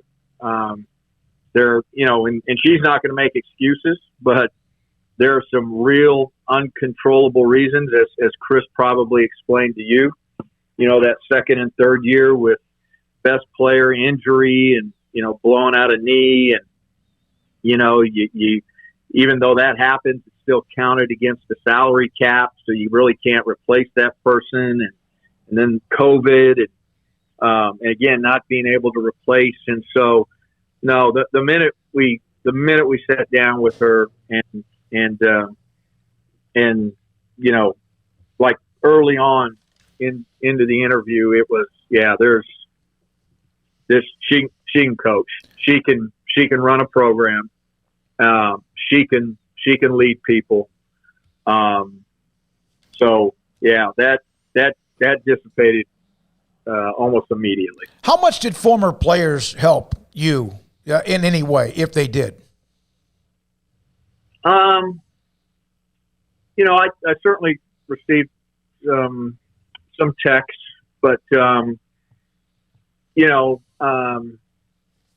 we didn't try to go get opinion from as you know, the two former players on the Atlanta Dream, we didn't think that was fair to them, and certainly fair to Nicki. I mean, my sense was that they were going to have a positive opinion, different circumstances with each one of them. But there's been enough since we've hired Nicki from her former players. The love that they have for her for two reasons. She's made them better people. She's challenged them. She's demanded them to be better as best they can, personal best off the court, and she's demanded that they be better on the court. And all of them, talk about the player development piece, and she's well respected, well respected by players she has coached, and well respected just within the basketball industry. Well, we had one of them, Monique Billings, who's a part of the team. I know you mentioned that you didn't really get to them, but she said she wishes she had some more eligibility left so she could come down and play for Baylor. I want to bring up a current player. She's not the only one, but she's obviously a Player of the Year candidate, and also was a part of that this past season, and Alyssa Smith, who seems to me that she has taken on an incredible leadership role here during this transition. What are your thoughts about some of those who are here? Yes, there will be some that have either said they're going to leave or might, but the fact that she stood up and said, "Let's get to work," and we're not going to disappoint. Well, one, I think the entire team. We met with them that Sunday night, and what is today, Tuesday? Mm-hmm. So almost 9 days ago, and we told them that it would take, I thought, 7 to 10 days, and we took 8, and asked them to trust us, and to hang together, stay together, and they did. They didn't have to. NCAA has made it very, very easy for them not to, but they hung in there, and thanked them for their trust, thanked them for their patience, thanked them for taking care of business, class, finals, all of those things.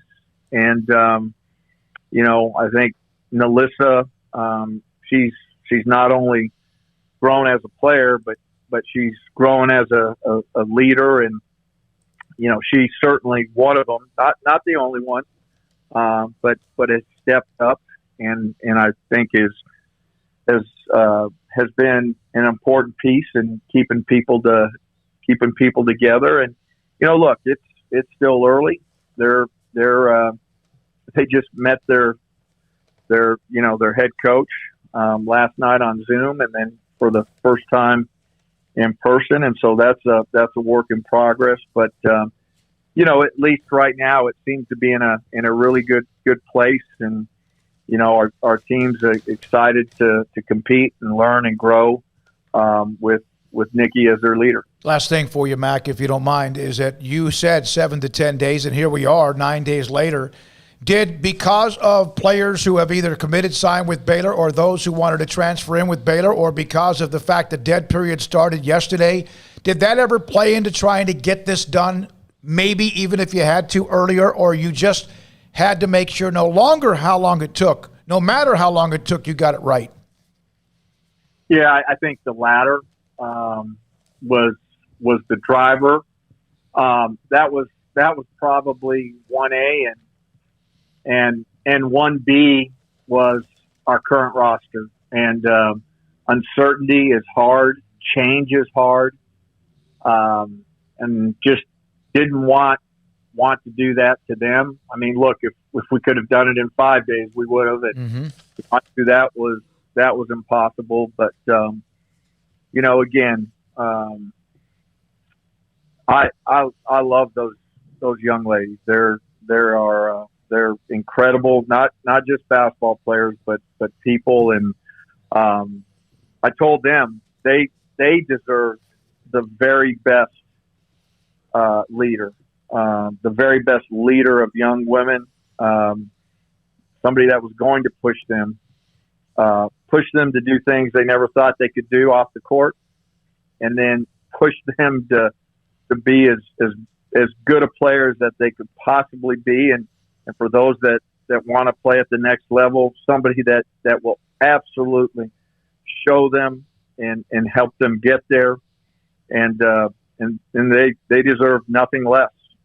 And that's why we hired Nicki Collen. Thanks for your time, Mack. I know you said you're too tired to even laugh. Have fun. Enjoy the night if you possibly can. We'll see you tomorrow. Get a chance to sit down with Nicki tomorrow for an interview. We'll have her on tomorrow at 3, and also I know the press conference at 2:30. Thanks for your time today. Thank you, guys. Take care. Mack Rhoades, Director of Athletics at Baylor. And again, we'll repeat one of the quotes from Chris Sienko, the former Atlanta Dream general manager, that no player in the WNBA wanted to go play for Atlanta, and that she, when she arrived, was able to bring players in that otherwise would never have looked at playing for them, including a couple of trades they made as well. But that there were, like you mentioned Odyssey Sims, who was a blue chip free agent. And even though that hasn't been a very long relationship, that those things just didn't happen. And so the recruiting part of it, even though it's pro compared to college, we've discussed that as well. When we come back, Craig, Smoak, and Off the Radar. Also, 254-339-1122. We've heard from a player in Monique Billings, former general manager Chris Sienko, Mechelle Voepel, and also Mack Rhoades, and later on Doug Gottlieb, who knew, by the way, Nicki Collen back when she was at Marquette.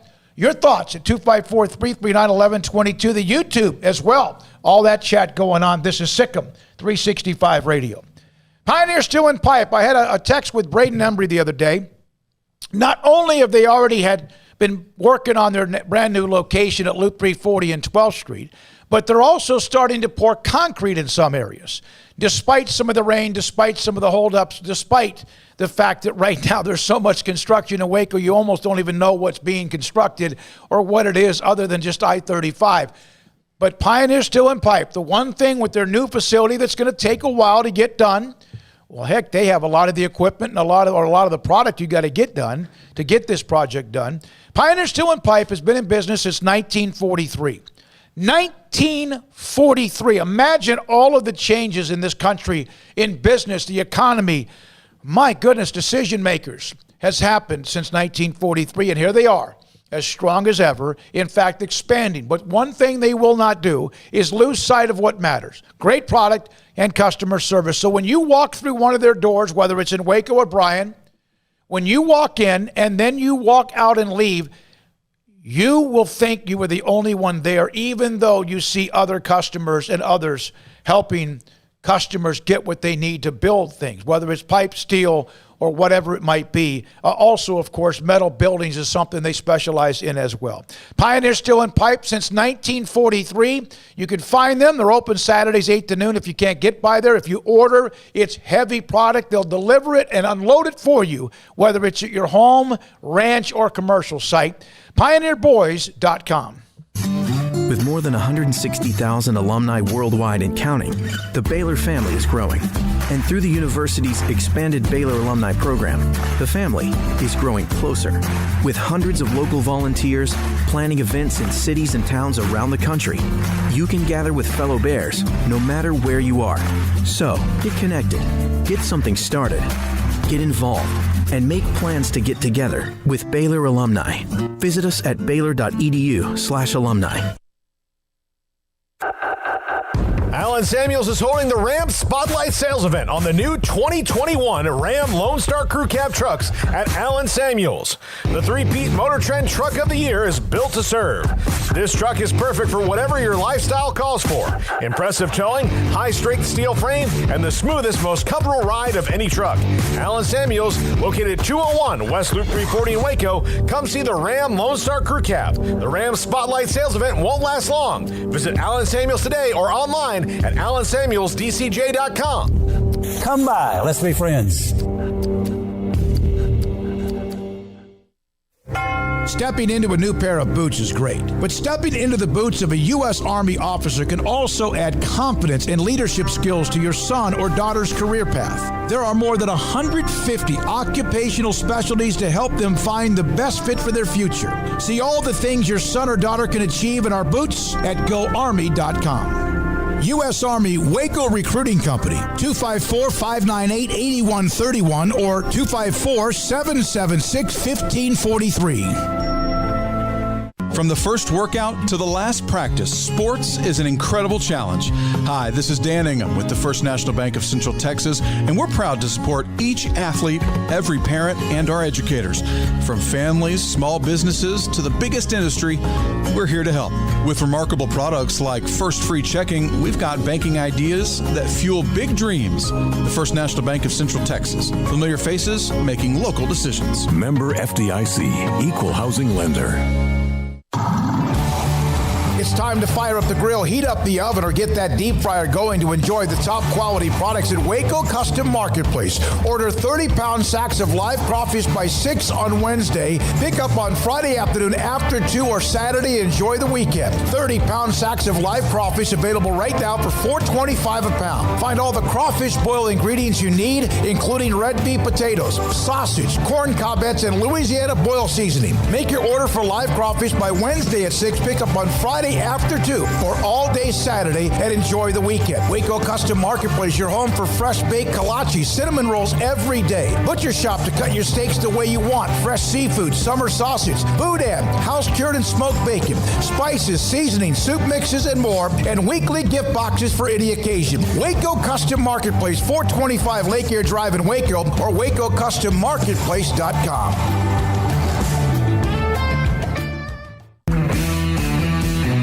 At Marco's Pizza, get craveable pizza made the Italian way with dough made from scratch, an original sauce recipe, 3 fresh signature cheeses, and premium toppings you love, served hot and safe. Right now, you can get unlimited medium one-topping pizzas for just $6.99 each. Why stop at just one? Order with your app or at marcos.com for curbside, carryout, or delivery today. Marco's, pizza lovers get it.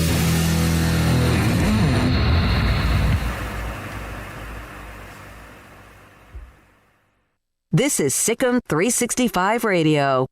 It's time for Craig Smoak's Off the Radar. All right, back here on Sic'Em365 Radio.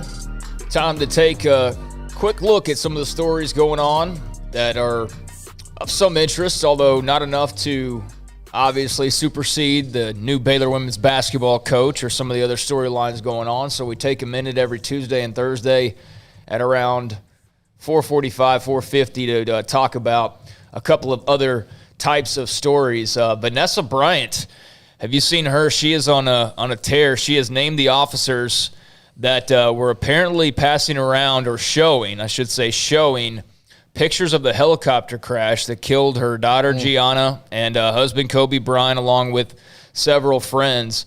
She had a lawsuit that was filed, and the lawsuit basically told her that, because it wasn't like it was put onto the internet or it wasn't shared on Twitter or that type of a thing, that the officers involved or those involved in passing around the picture, I guess, weren't going to face any type of, blowback.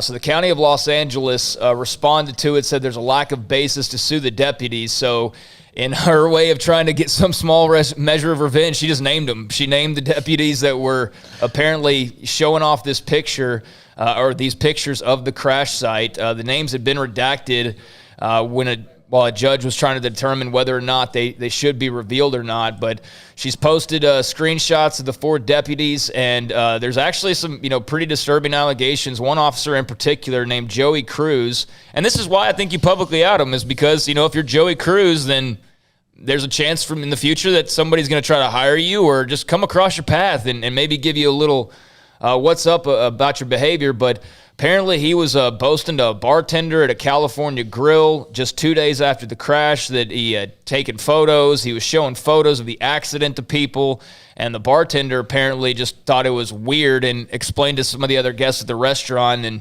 they all just felt it was very, very disturbing. So that customer ended up filing an official complaint with the sheriff's department while they were still in the parking lot of the restaurant getting ready to leave. That's how bothered they were by it. He's also apparently shown the photos to his niece, made remarks about it, showed it to other bar patrons. He's shown zooming in on his camera on security camera footage at the bar.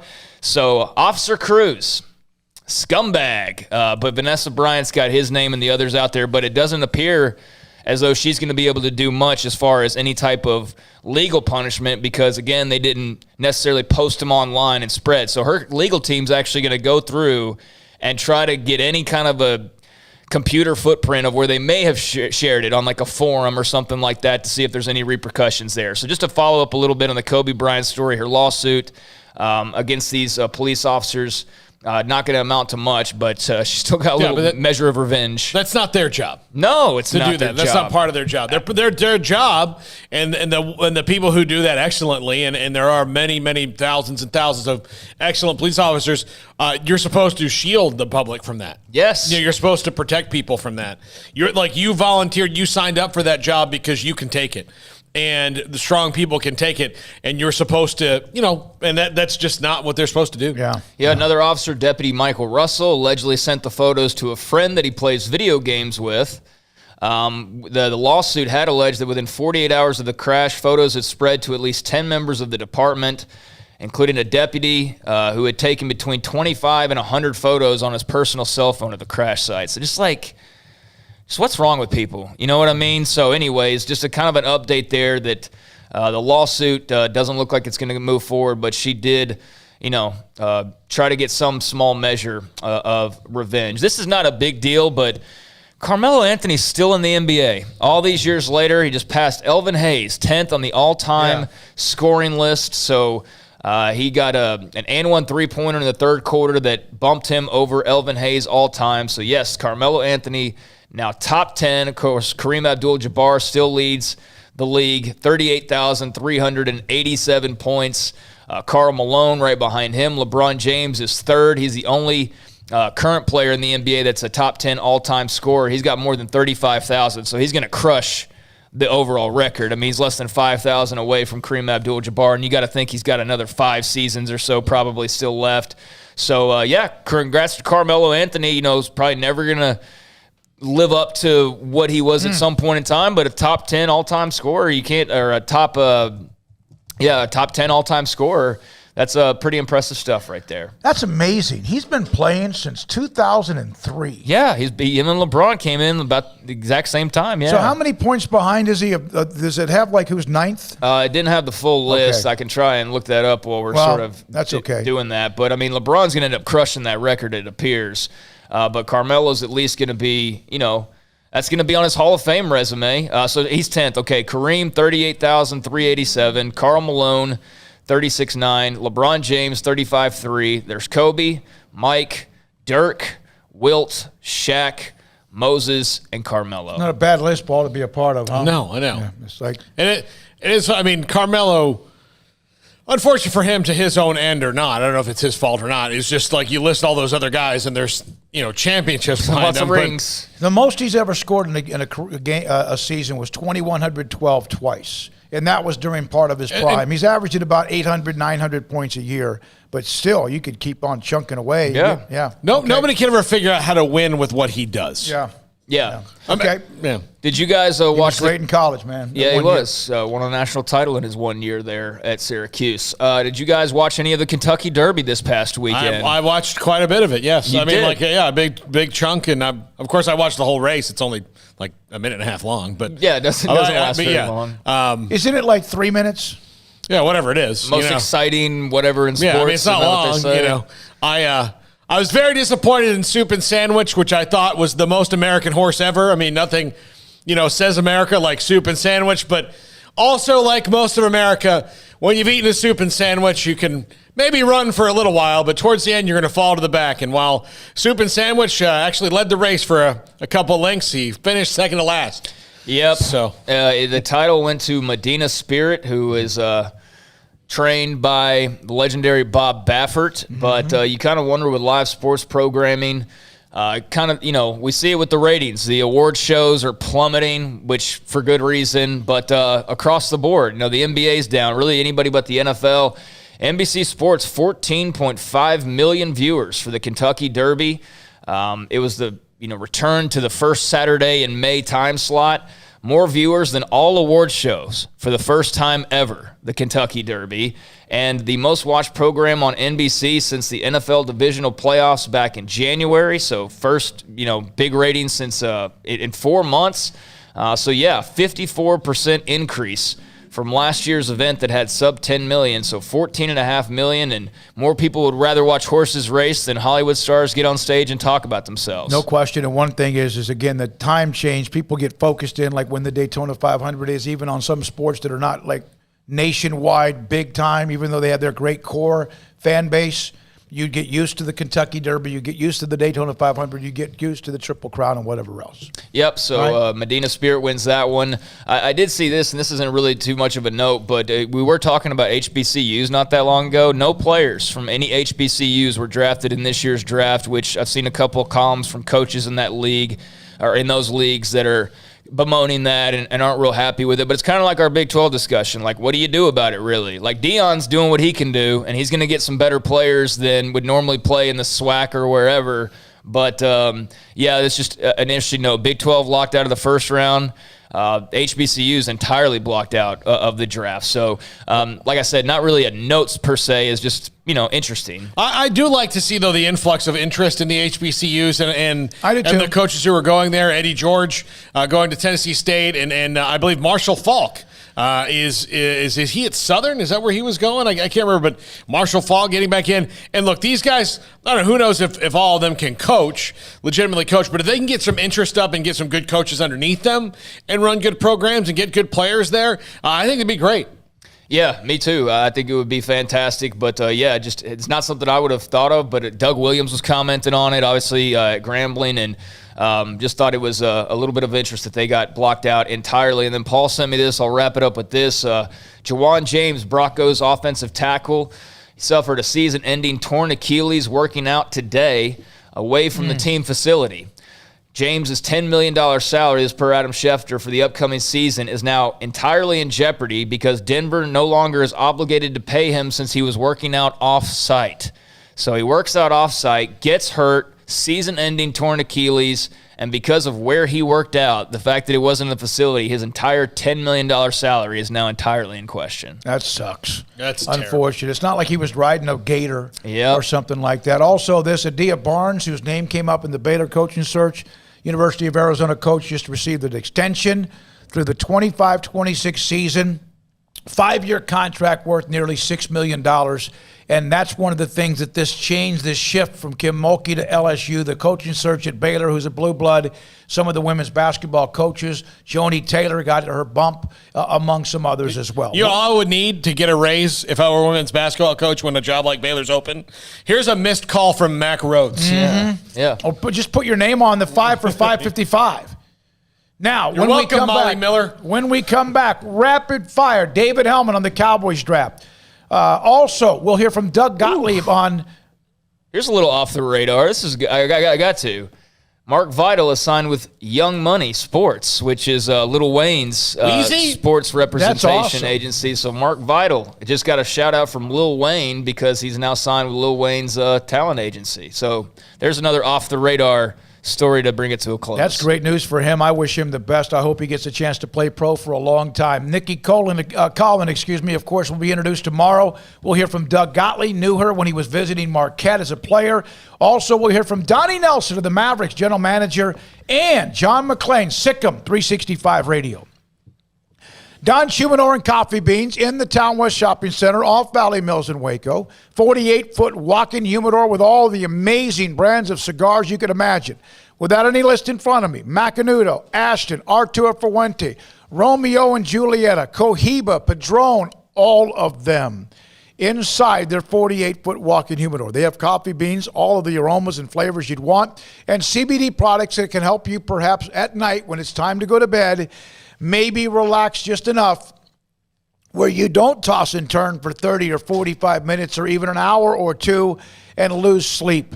It will help you just kind of calm down a little bit and fall asleep. And, oh, by the way, if you do like cigars and you smoke them or you're buying for somebody who does, they have all of the other accessories that you need, from the humidor, the torch lighters, the cutters, and much more. Don's Humidor with Carol and Ashley. Tell them Smokey sent you in the Townwood Shopping Center off Valley Mills in Waco. I hate my job, but I don't mind getting up in the morning. I dread each day, but I can't wait to get out of bed. You ask me why, and what I'll say to you is true.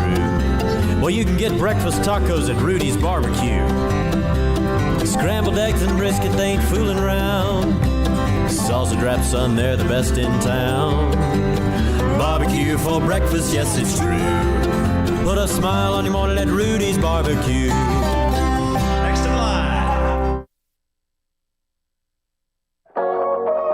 Waco Regional Tennis and Fitness was built to help give you a chance to enjoy elite tennis facilities and also remain fit or reshape your body. Now Waco Regional Tennis and Fitness has gone through its own physical changes. There are 7 large flat screens stretched across the main and improved weight room with Wi-Fi available and their own app to enjoy news, business, weather, or sports channels. The beautiful sound of active treadmills and elliptical machines, group exercise classes throughout each day, a new ballet bar for bar classes, a new look lounge and bar with beer and wine with more large flat screens available. Touchless water fountains outside each spacious men's and women's locker rooms, showers, sauna, and whirlpool. Upgraded PA system throughout the world-class tennis courts and lessons for adults and juniors. I promise you'll look and feel better. You just need to walk through the front door. Also, Waco Regional Tennis and Fitness with personal trainers Christy London and Randall Corley. 40-plus group exercise classes, including twice-a-week boot camp. So start today, not tomorrow, at Waco Regional Tennis and Fitness on Lakeshore Drive in Waco. After my first car accident, I feared the biggest damage would be to my wallet. I expected a mountain of bills and a long, drawn-out process. But my Texas Farm Bureau insurance agent was there when I needed her and helped me get back on my feet and in my car in no time. Instead of a hassle, I got reassurance and a quick recovery. Stop by and see our agents at one of our 3 McClain County locations. Coverage and discounts are subject to qualifications and policy terms and may vary by situation. Let Camille Johnson Realtors guide you seamlessly through the process of buying your dream home or selling your current one. Commercial, farm and ranch, or residential, Camille Johnson Realtors can smoothly and successfully lead you through any transaction. With a team of 28 experienced agents who are excited about serving you, Camille Johnson Realtors services the entire greater Waco area. If you're in the market to buy or sell, contact Camille Johnson Realtors, 104 Midway Center in Woodway, or find them online at www.camillejohnson.com. Camille Johnson Realtors, elegant, charming, warm, welcome home.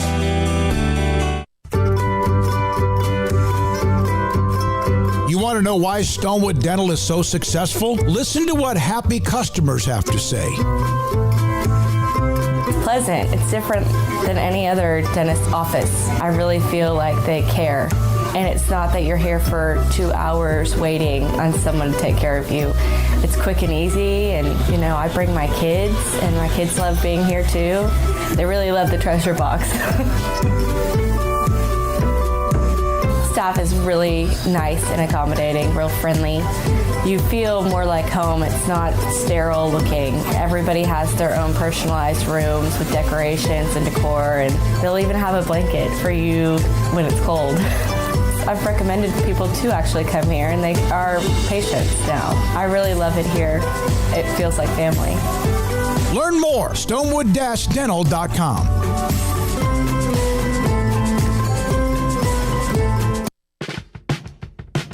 Welcome back to Sic'Em365 Radio. It's time for our weekly segment with David Helman of DallasCowboys.com. With the 115th pick in the 2021 NFL Draft, Dallas Cowboys select Jabril Cox, linebacker, LSU. The 5 o'clock hour is sponsored by Edward Jones Investments with financial advisor Ben Erlinson, who'll navigate you through today's financial climate. Edward Jones, making sense of investing. Now here's David Smoak, Paul Catalina, and Craig Smoak. All right, this 5 o'clock hour, David Helman, Doug Gottlieb, Donnie Nelson, John McClain. We start with David Helman. Cowboys have wrapped up the draft, as everyone else has as well. Matt Rhule joined us an hour ago from the Panthers on what they did. And David, they took a cornerback at 8, and then, of course, the next pick was at corner as well. In the end, they got Micah Parsons. Your thoughts about where they were, what they did, and eventually who they got in the first round with Parsons?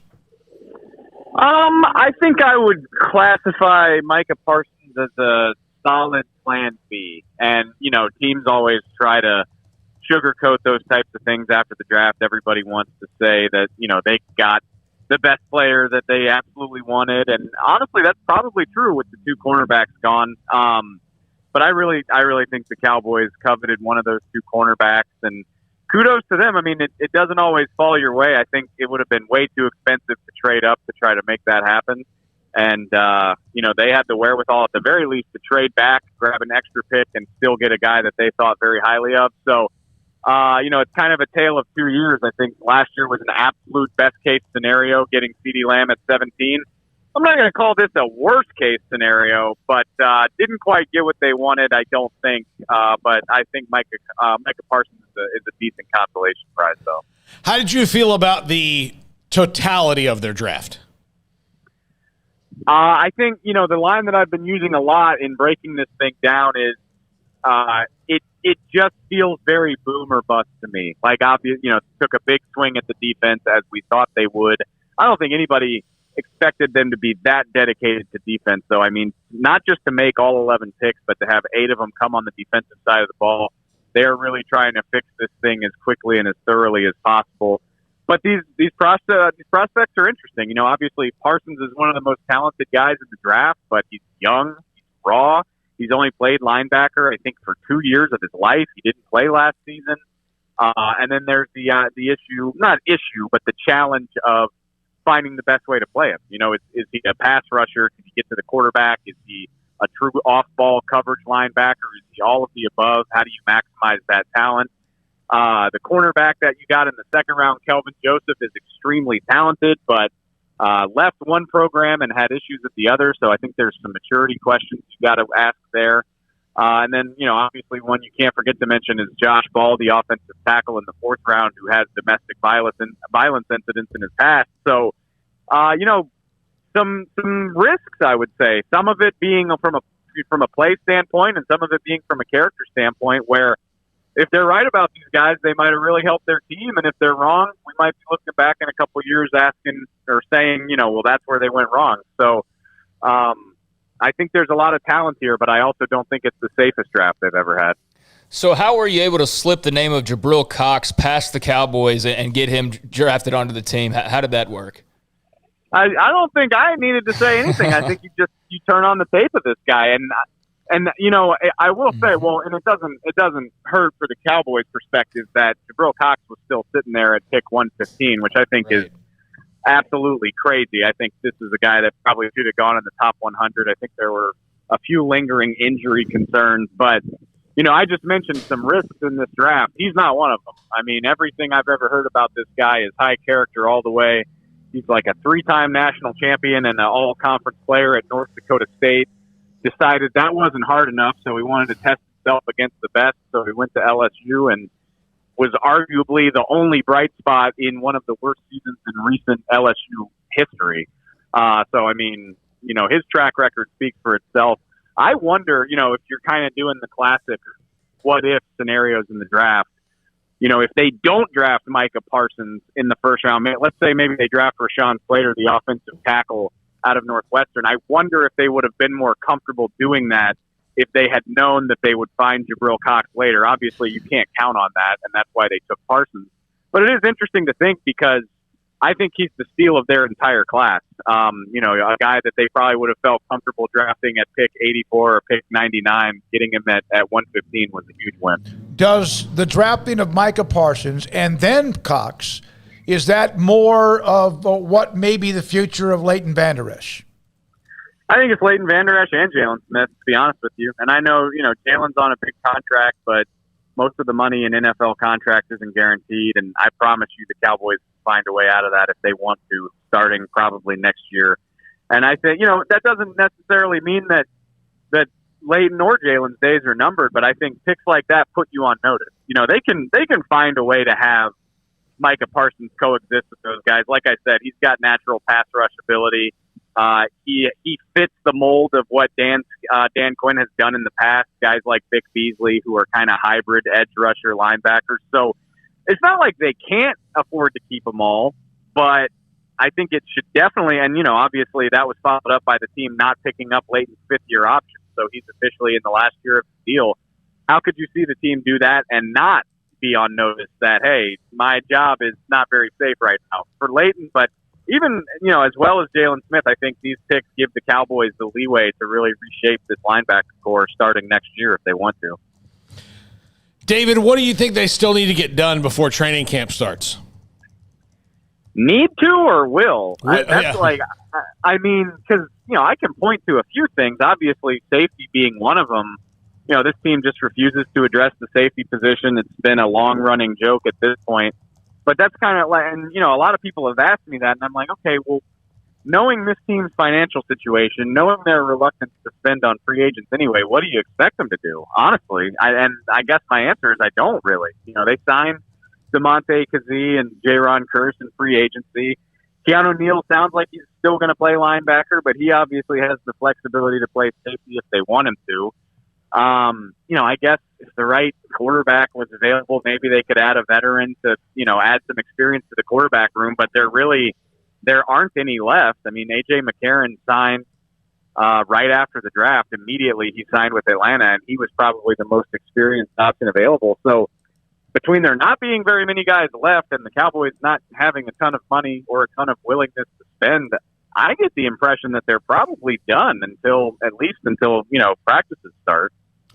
David, thank you very much. Get some sleep, get some rest, and then start working on whatever else is next in the offseason, obviously. Yeah. 2022 mock. Yeah. I want what offseason, guys? Yeah, I want that 2022 mock on my desk by Sunday. Thank you very much. I'll get to work. Thanks. Yeah, thank you very much. That's David Helman, does an incredible job. Love his personality as well on Sic'Em365 Radio. Doug Gottlieb, Donnie Nelson, and John McClain still to come in this hour. But we have some breaking men's basketball news. Man, it's been.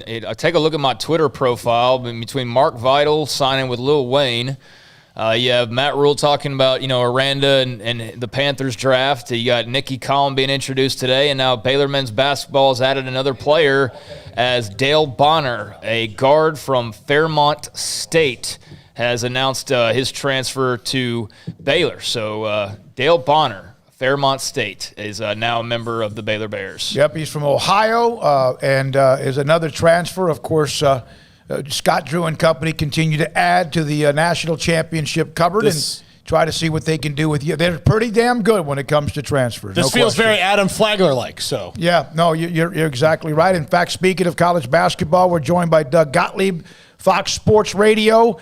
You just heard, you knew no much about him, Doug. I'm not trying to put you on the spot, but we just got the news about Dale Bonner from Fairmont State in the transfer portal coming to Baylor. Yeah, transferring up a level, right? Mm-hmm. Obviously, it's a major step up. But I talked to Scott about this sort of thing, not exactly about him as a player, in just that the hardest thing in both recruiting, traditionally, and portal recruiting, which is what everybody's doing now, is make sure you get your kind of guys, right?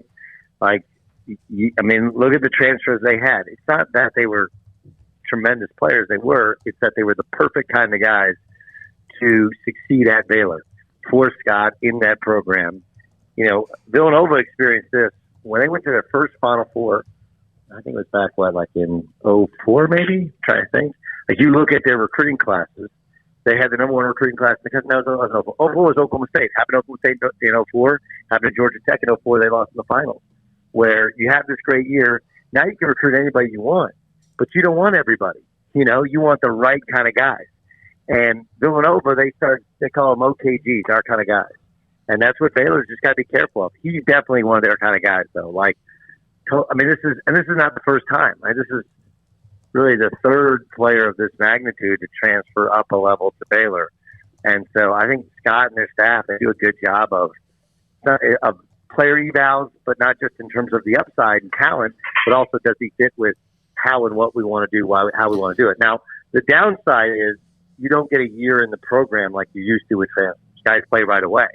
It's one of the reasons that so many transfers, like myself, have been successful. Because you play, and then you get a year away from it, either sitting out at the school, or I sat out at a junior college, and you get to really kind of self-evaluate, work on your game. You're physically and emotionally mature. Like, all of these things are important, and we're kind of skipping even that step with the new policy. All right, Doug, we've had you on many, many times, mostly and almost always about Baylor men's basketball, but you know Nicki Collen from back when you were looking at where you were going to play college basketball. I believe she was at Marquette. You were visiting, and you actually even reached out to me and said, hey, I know her.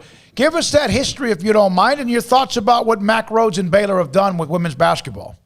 Nicki and I have been friends for 24 years. And she's amazing. She's amazing. I mean, I've tried to tell everybody anytime there's a women's job to hire her. I mean, she's a brilliant basketball mind. And, she played a really successful program at Purdue and then led the country in assists at Marquette. And then she's playing overseas in Greece. And then, her husband, Tom, is an outstanding coach in his own right. And she got on his staff at Colorado State and obviously on to Arkansas. And then, when he got fired at Arkansas, she started working at Florida Gulf Coast. And that guy's a big-time coach. Like, she's the real deal. I mean, look, obviously Kim was incredibly successful and super well-respected in the profession and what she had built Baylor into, even before Scott. But, I would say that I put Nicki as a basketball coach right up there with anybody.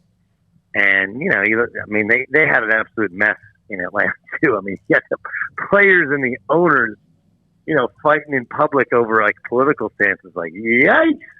But she managed it really well, and everybody likes and respects her. So I think you guys are going to love her. I think she's – and it's look, the women's game, like it or hate it, is going to trend at the very top the way of the men's game, where in order to get the best players, you got to be about, professional basketball. And who better than somebody who's actually been a coach of a couple of former Baylor Bears in the WNBA. And, when I knew she was going to get it, I'm trying to get a hold of her yesterday. We're talking. She's like, I got to go to practice. Like, what are you going to go to practice? You're going to be the coach at Baylor. Like, we got to have a real practice. If I leave this job, they got to, not practice. So she's awesome. Awesome. Good family, good person, great coach. You guys are in good shape. And what's crazy is the other finalist was Molly Miller, who my brother works for at Grand Canyon. She's amazing too. They had a really good candidate pool. They did a good job, and obviously I'm partial to both of them, but Nicki I've known for a long time, and she's awesome. She's an incredible basketball mind. Doug, everybody we've talked to so far today say that she is not at all intimidated to step into the expectations, to the roster and all of that. Where does she get that, and that she can not really get fazed by the fact that a Hall of Famer left, and this is a team that was, a hamstring injury and a bad call to game from probably being in the Final Four this year? Just who she is. I mean, I don't know. You don't play at the level that she played at. And you don't coach at the level she coached at unless you have the self-confidence to be able to understand. I have a friend that calls it social jujitsu, right? Understand who's got which pressure points you push and which you don't. But no, she's not in any way. I mean, I think if you can coach pros, and I know some people have you can have whatever opinion you want of women's professional basketball. Like, all those women, the way she's coaching, they play overseas most of the year, and they come back for 3 months in the WNBA, and many of them are millionaires. And, if you know how to manage those egos and those expectations, you'll be fine in college basketball, especially look, if we're also honest, Kim's an amazing coach, but, it kind of ran its course in terms of her personality. I think, there's probably a little bit of jealousy in that she's been winning for so many years now, Scott, but they're just now winning a national championship. And, Nicki doesn't have that ego. And maybe it's because she hasn't one as big as Kim has. And I think it'll be a nice kind of refresh for Baylor basketball. Not to take anything away from what Kim accomplished, but there's an expression in coaching where every year you're out of place, you make an enemy. She's been there a long time. I'm sure she had her enemies. Now she gets to start over, and Baylor gets to keep going. So I mean, I know that all of the candidates, like I talked to both her and Molly, and they were both like, they know what recruits they know what kids that they had to meet with immediately to make sure they keep at Baylor. They know what's going on in the transfer portal. They know in recruiting. Like I think you'll be in good shape there. It will be hard. Like I mean, there's gonna be some adjustments in style of play, but the other thing is like one of her points of focus is player development, and remember she understands how to implement a system that's much more kind of a pro model. And I think you'll get a better buy-in from these players going, hey, this is the same stuff you're going to run in the WNBA than you will otherwise. I think it's one of the reasons she got the job. Yeah, kind of touching on that note, Doug, how would you describe her style and kind of her preferences as far as what she likes to do on the court, offensively, defensively, et cetera? Well, it was interesting. They had three candidates, right, at the end, and all three were very different. Molly Miller was a press and trap and run and almost old school Arkansas kind of a lot of run and jump even in the half court. Nicki's more kind of like a traditional. I mean, it's really what you see is what you get in terms of like even in the NBA or the WNBA. You're talking spread ball screens, isolations at the elbow, and it. I mean, she coaches just like NBA coaches coach. So, I mean, are you absolutely going to play all out? What to the wall pressing style? No, that's not her style. But they'll get after it, and they'll run really clean offensive sets and play fast because she's used to playing with a shorter shot clock and much greater pace. I mean, the adjustment she's going to have to make, I think, is that when you're in professional basketball, if you run a play and somebody comes open, they're making the shot. Yeah, it's a crazy thing for anybody who's been in high school or the college game. You run a play, you're like, well, we ran a play, you ran it next year, they missed the shot. You run something, get somebody a look in professional basketball going in. So it's a bit of adjustment in terms of how people load the court a little bit more defensively. The rules are a little bit different defensively, so there'll be some adjustments there. But if you ask me how she's going to play, I mean, if you watch her games, I mean, very clean. She uses a lot of the European flair from her time playing overseas, and it looks more like a professional offense than as a college offense. Doug, you said you met her 24 years ago. Could you see then, like the leadership skills, the ability, the passion, all that?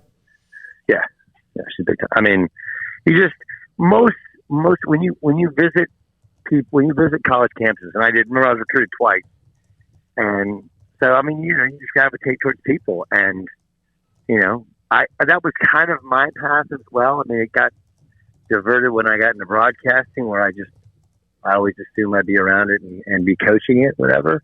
But yeah, I mean, she just has that's actually how I think we met. I played pickup ball in the gym with the guys, and then we were watching basketball, and she was just kind of like hanging out, and I was like, who is that? And why is she talking about basketball? Like she's like, and she's part of the coaching staff. Like, oh, she's a women's point guard. No, she has always been this way. She's always been wired. Yeah, she grew up in Platteville. When she grew up in Platteville, that's when Bo Ryan was there winning all those national championships. I mean, she's been around the hoop her whole life. So she's got a great personal story, and she's just, I swear by her as a person. She's an excellent person, which you need in a place like Baylor. She's the real deal. And the final thing as well is how excited was she about this opportunity when you were talking to her? Out of her mind. Out of her mind. Out of her mind. I was like, look, there's only, I don't know how many teams there are in the WNBA. There's not a ton of those jobs. And so, when she got it, and she was, her first year, she's coach of the year, she was very, grateful, whatever. But to go to one of the 2 or 3 biggest coaching jobs in women's basketball, considering they had, all you have to think about, all the mess they had last year, then you combine the mess last year with an ownership change, And with the ownership change, then they fired the GM who she'd worked with, you know, and she's getting ready for a season. She's like, you know, I don't really know what we got here. And she's done very well in free. And that's one of the reasons I know she'll be a good recruiter. Not only she'd done it before when she recruited in college.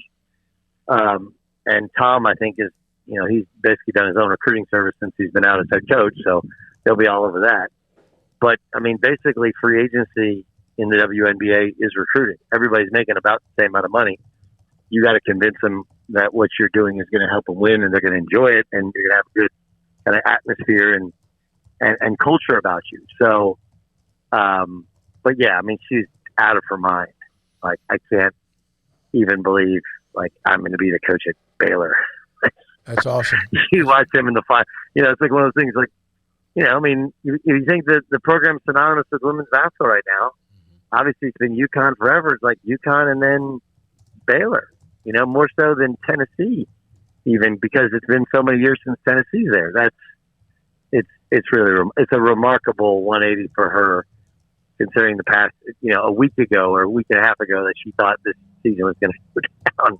So it's pretty crazy. Doug, thanks for reaching out to me, and thank you for your time on a little bit more. We've heard from a former general manager with the dream, a player who's on the roster, Mack Rhoades today, Mechelle Voepel, and now you, to give us some perspective. We'll hear from her tomorrow. Thanks for your time. Gosh, she's awesome, and I appreciate it. And Bears they got another good coach just to add to this. Makes me. No question. We got good coaches in Stillwater. We're fine. We're okay. we'll be okay. I really like your men's basketball coach. Thanks for your time. No question about it. That's, of course, Gundy does a good job in football as well. That's Doug Gottlieb. How about that? Out of her mind, from coaching a WNBA team, which there's only a handful of them. Quick, to coaching, name how many? Yeah, 10? 12, right? 12, 14? 12. 12? Okay. Yeah. When we come back. You're going to debate me. Yeah, women's basketball expert Paul Catalina. He did mention a little nugget, but we got to stay on time, you guys. Donnie Nelson next, and then, of course, John McClain. He mentioned that there were 3 finalists. Yep. One of them he mentions another friend of his, in Molly Miller at Grand Canyon, who, of course, is a name that popped on the radar with Paul's 5 for 555 a week or two ago, and, of course, was a fan favorite for a lot of those on the message board. Some of you guys. And then I don't know who the third one was, but that gives you an idea, and he was talking to 2 of them, and that's what he said about Nicki Collen, the new head coach of Baylor women's basketball. Yeah, he gave us more scoop on the finalists than Mack was ever going to give us. So, yeah, we at least know there were 3, and we know 2 of them. So, yeah. Donnie Nelson, the Mavericks are right now trying to stay in that, out of that play-in scenario, and they're doing that so far. But, boy, Porzingis continues to be kind of struggling, maybe the knee again. He and Luka, did they get along? Luka and his technical fouls, all of that, and the expectations with Mavericks general manager Donnie Nelson on Sic'Em365 Radio. That is next. The 22-year anniversary sales event is continuing on at Richard Carr Motors. So they've got big anniversary savings on all new or pre-owned cars and trucks on the lot. And how about taking advantage of just a handful of the deals that they have to offer you? How about saving $8,500 on a Buick Enclave? 3 big rows of first-class seating, power, technology, safety, and a superior ride make the Enclave second to none. You've also got the GMC Sierra truck with power and luxury combined in one nice pickup truck. You can save $8,000 on 2021 GMC Sierras. You can save $7,000 off 2021 GMC Acadias. You can save $6,750 off 2021 GMC Terrains. Those are just some of the deals going on right now at Richard Carr. And Richard Carr Motors is your local family dealer. They're proud Baylor Bears. They want to earn your business. They want to do so by offering you great prices. And in addition to that, free oil changes with a new purchase, plus priority warranty service on all vehicles purchased from the dealership. So come by and visit their clean and disinfected showroom, take a test drive, or they can bring the test drive to you. It's the big 22-year anniversary sales event going on now at Richard Carr. And Richard Carr Motors says, congratulations and sick 'em to the national champion, Baylor Bears.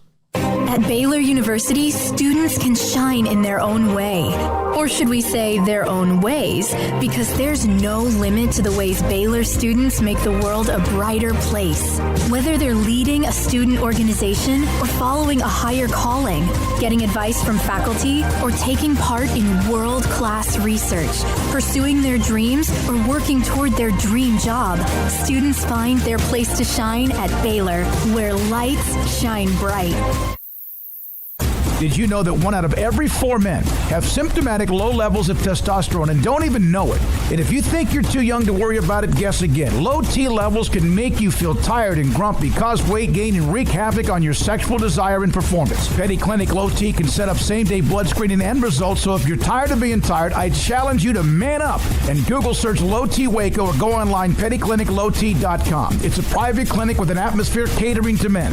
Affordable, only $150 a month, includes lab work, office consultation, testosterone injections, follow-up visits compared to $395 a month in Dallas or Austin, and you don't have to fight the traffic. Petty Clinic Low T is board-certified physician consultations, will provide the best form of brand-strength testosterone available.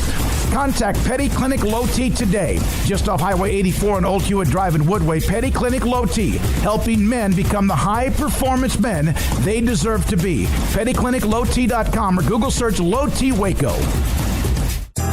Riverbend Liquor and Wine has their easy-to-access drive-thru open and convenient and clean in-store location on the corner of Lakeshore Drive and North 19th Street in Waco. Riverbend Liquor has the best and most extensive variety of craft beer selections in Waco, and Balcones whiskey, including single malt, pot still, baby blue, rye, brimstone, and the all-new lineage in stock. Riverbend Liquor and Wine, family-owned and operated, and a hidden gem in Waco on Lakeshore Drive and 19th Street. And find out more on Facebook and Instagram.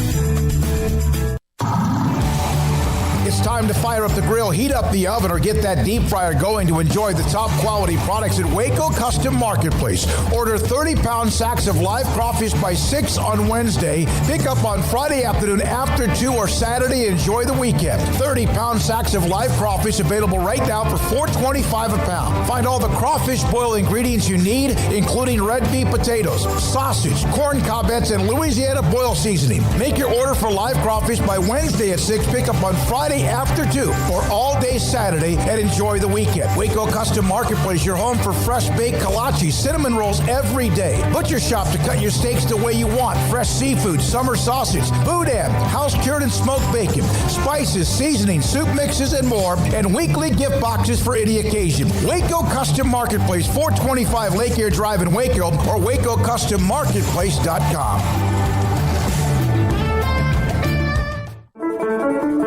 One size fits all. That may be all right for an adjustable belt or cheap sunglasses, but when it comes to your financial needs, no one wants a one-size-fits-all strategy. Cam Heathcott, your Edward Jones financial advisor, knows that his most important goals are yours. That's why he takes the time to understand your needs, knowing you. That's how Edward Jones makes sense of investing. Cam Heathcott, covering Conroe and Houston, 936-756-7717, or cam.heathcott@edwardjones.com. Edward Jones, member SIPC. Welcome back to Sic'Em365 Radio. The Sic'Em365 Radio Live Guest VIP Hotline is sponsored by Stonewood Dental. We are all in this together. Mavericks General Manager Donnie Nelson with me, David Smoak on Sic'Em365 Radio. You guys have made this run to put yourself in a position to stay out of the in game or the play-in game. How difficult was it to kind of grind through so many things? Everybody's had to do it, but it seems like at least you're now in position, even with a setback or two. Yeah, look, it's we're trying to win every quarter of every game, and so our focus is on getting as high up the food chain as we possibly can, David. It's that with peaking at the right time and making sure all cylinders are popping at the right time. So our focus is not just making sure that we finish as high as possible, but it's making sure that all the guys are in a rhythm and our rotations are are set and we're playing our best ball at the right time. There's no question how amazing Luka has been, and you've been able to surround him with a lot of talent as well. In your opinion, do you feel like Luka is marked in a way because of the technical fouls? He's a star, but he doesn't seem to get star treatment. I think, look, it's a learning curve. I think he's one of the most competitive guys that we've ever had in a Maverick uniform. And, between, the pressure cooker that we're in now and, again, trying to win every game, I think it's just, passion playing itself out on the court, and, I think he's getting a better rhythm for, picking his spots, and you certainly want to be direct and stick up for yourself and your teammates, but there's a balance of when to overdo it. I think we're just so excited about springboarding ourselves to the next level that sometimes passion kind of gets in the way, especially, with the position that we're in right now. You knew how talented he was, and that's the reason why you got him. But does he sometimes even make you go, my God, how did he do that? Oh, yeah. I mean, he's so fun to watch, especially, we've been really spoiled with, young players that have been in Maverick uniforms and watching them get better by the game and the season, and he's always seems to come up with something. His ability to pass and his vision is just really super special, and obviously his rebounding. He's a combination of got the rebounding of a Jason Kidd and can shoot and pass like Nash, and I just wish he played defense like Derek Harper. Yeah. Is there almost a sense of pressure to make sure you continue to build around him, but not try to?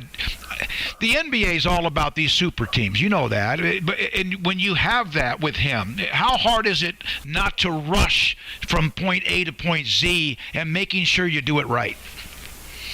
Oh, listen, nobody wants it faster than we do. I mean, we want to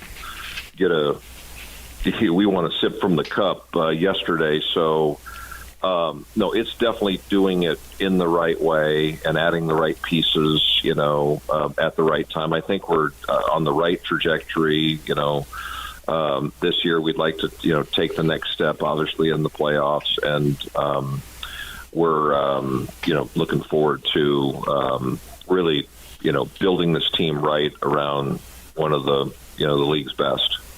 Do you like the play-in game format?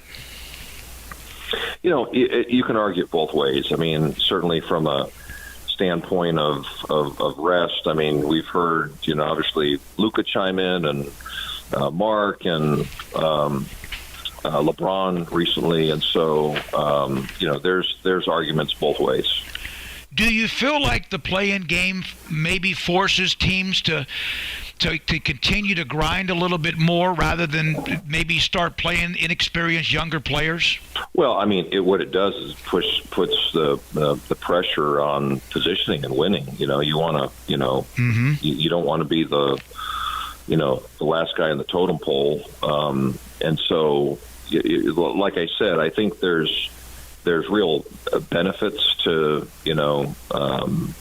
to fans and the excitement, and you're just measuring that against we've had so many games in a condensed period of time, and when you have players that our bodies are tired and we're stacking up 4 games a week, it can be taxing. There were high expectations, and it has been a strange offseason. Did that change your expectations at all? And how do you, when you run, when you have this franchise, and you've been there for as long as you have, how hard is it as a general manager to know the big picture and not day to day a loss to someone? So how do you stay patient?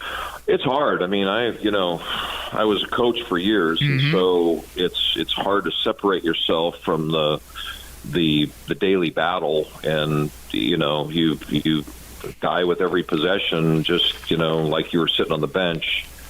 But at the same time, you can't allow yourself to, get stuck in, a turf war that doesn't involve the big picture. So there's definitely a balance. How concerned are you with Kristaps? It seemed like he's going to always have to battle a few things with the knee, missed 10 games the last time. Is there any concern that he's just going to always have that issue his career? I mean, certainly our hope is that it's not, or we're optimistic. We've got, the best training staff, and so I think we're putting him in a really, really good position right now, just based on where we are and kind of, our trajectory and how we're playing. We want to make sure that he's 100% going to the playoffs. You did bring in Freddie Gillespie to training camp, the kid from Baylor, and now he's got a contract with Toronto. Can you at least discuss what you saw in him and bringing him to camp? Oh, love him. No, Freddie is everything you love in a player. Scott and Bill Peterson, they were right. I mean, he's will run through a wall, do the ultimate winner. We knew when we had to make a hard decision on him that there's no question that he would be in an NBA uniform. And, you look at the humility, the work ethic, the kind of person that, for Scott, doing amazing things and winning the cup, and it's just been an incredible run. There's really I think credit to his program is all the guys that have left there that have had really solid, if not stellar, NBA careers. But the kind of people they are, and Freddie is the quintessential example of that. Donnie Nelson, Mavericks with us, Sic'Em365 Radio. In the end, the minimum of what you expect from this team as you guys close in on the stretch drive. Oh man, I'm hoping that we catch some magic like we did when. I'm talking to you from Miami, and I'm hoping that we catch some of that magic the last time we left here with, we had a nice little run. And so that's what we're hoping for.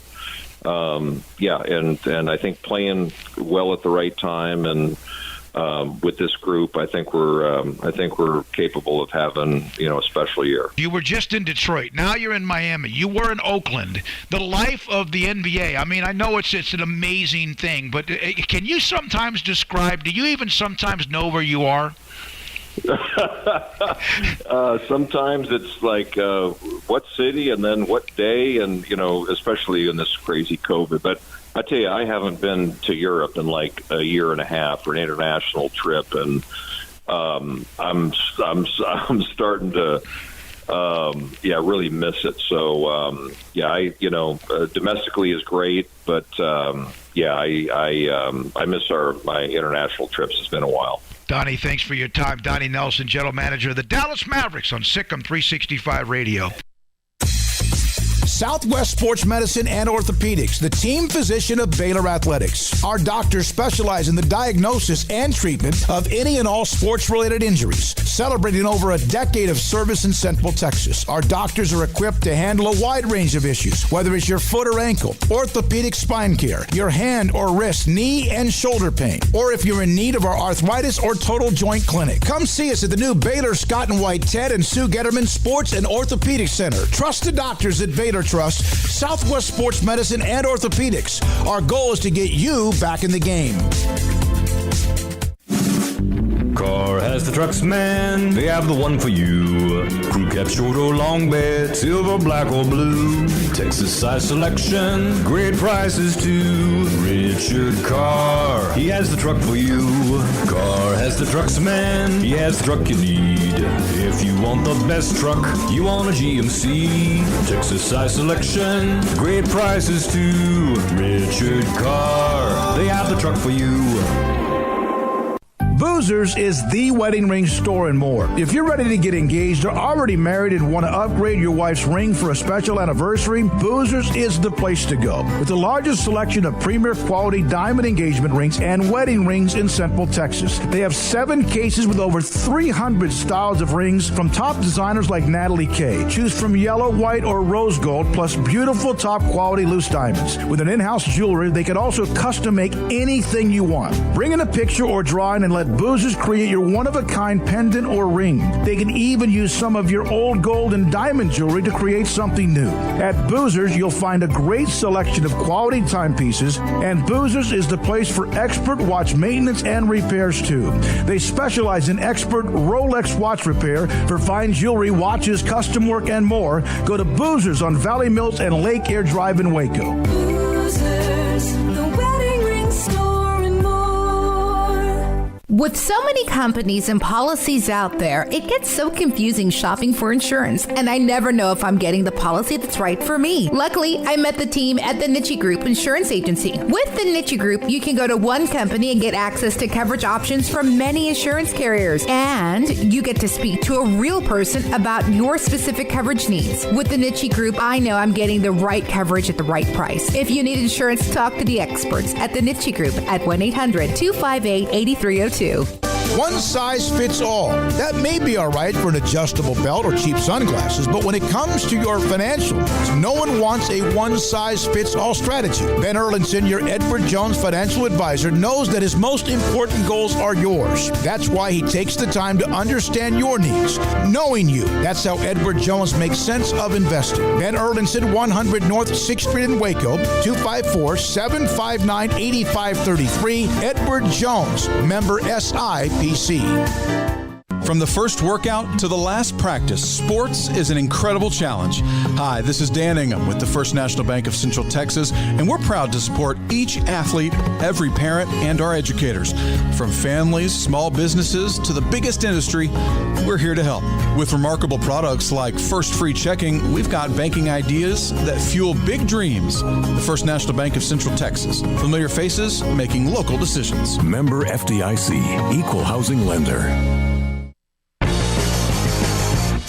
Welcome back to Sic'Em365 Radio. It's time for our weekly segment with John McClain of the Houston Chronicle, brought to you by Pioneer Steel and Pipe, where customer service is their main focus, and best in metal, steel, and pipe for large or small projects, with 2 locations in Waco and Bryan.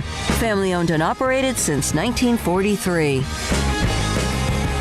We're now joined by the Hall of Famer himself and John McClain. 549, what a day, what a lineup, and great to end it with the Hall of Famer and John McClain. John, your thoughts? I heard you and Paul talking a little bit about Nicki Collen, new women's basketball coach at Baylor, and just from your Baylor brethren and what they're saying.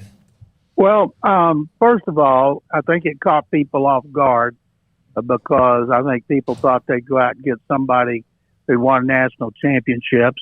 And so what I go by is what people who know her, who coached against her, what they say, just like I do on NFL players.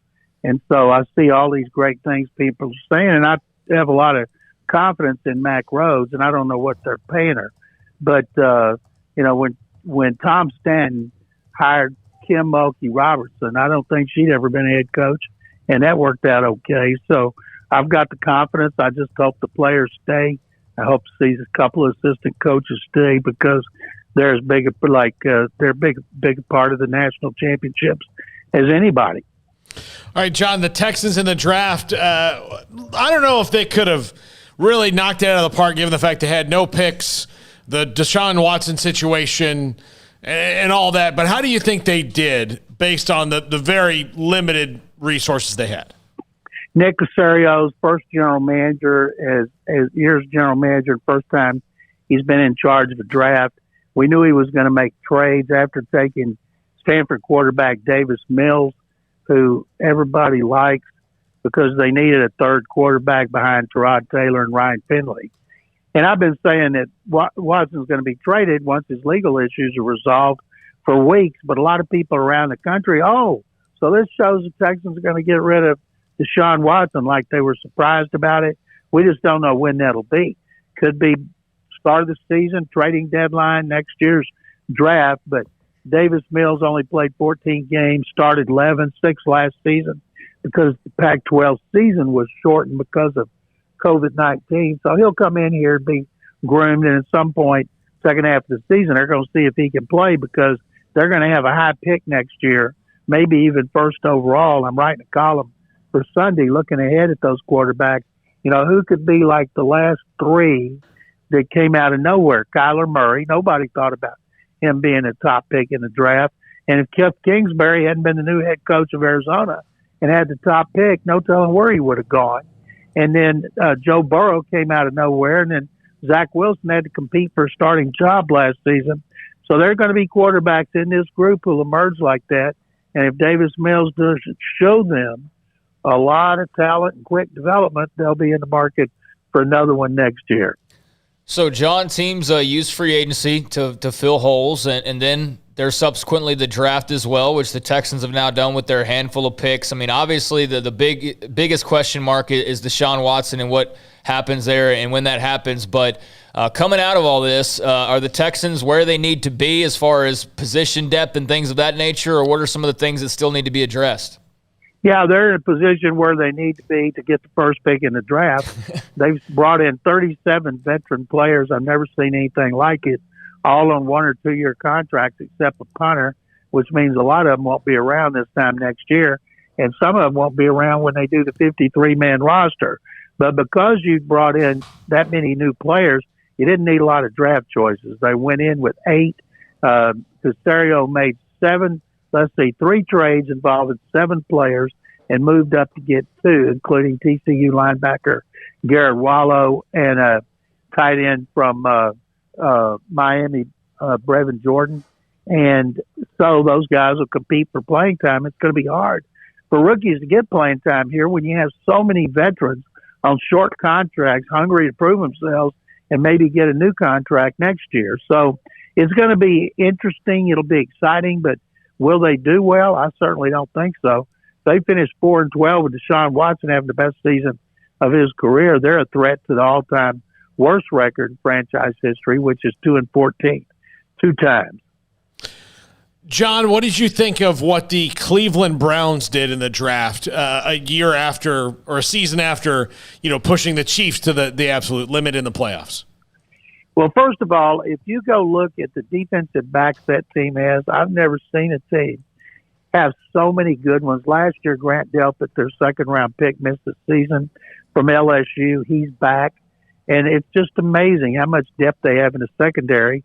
And people are fired up by Jadeveon Clowney. And if he stays healthy, maybe he'll do something. But he hadn't done squat since 2018 when he was here.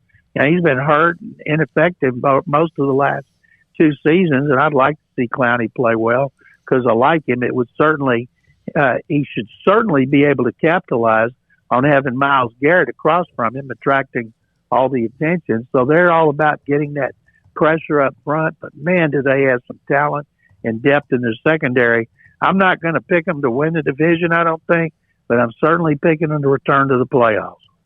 John, did you think Green Bay was going to do something with Aaron Rodgers this past weekend? And I guess depending on how you answer that, were you at all surprised by their response to all the talk and basically saying, hey, we're not sending him anywhere? Well, they're not, and why would they? Right. It's amazing. He wants out. If he retires, it's going to cost him $44 million that he could have made in base salary if they make him repay his signing bonus. Then there's another bonus in there. Now, is he going to walk away from that? I don't think Jeopardy pays $44 million. Now, he's made $240 million.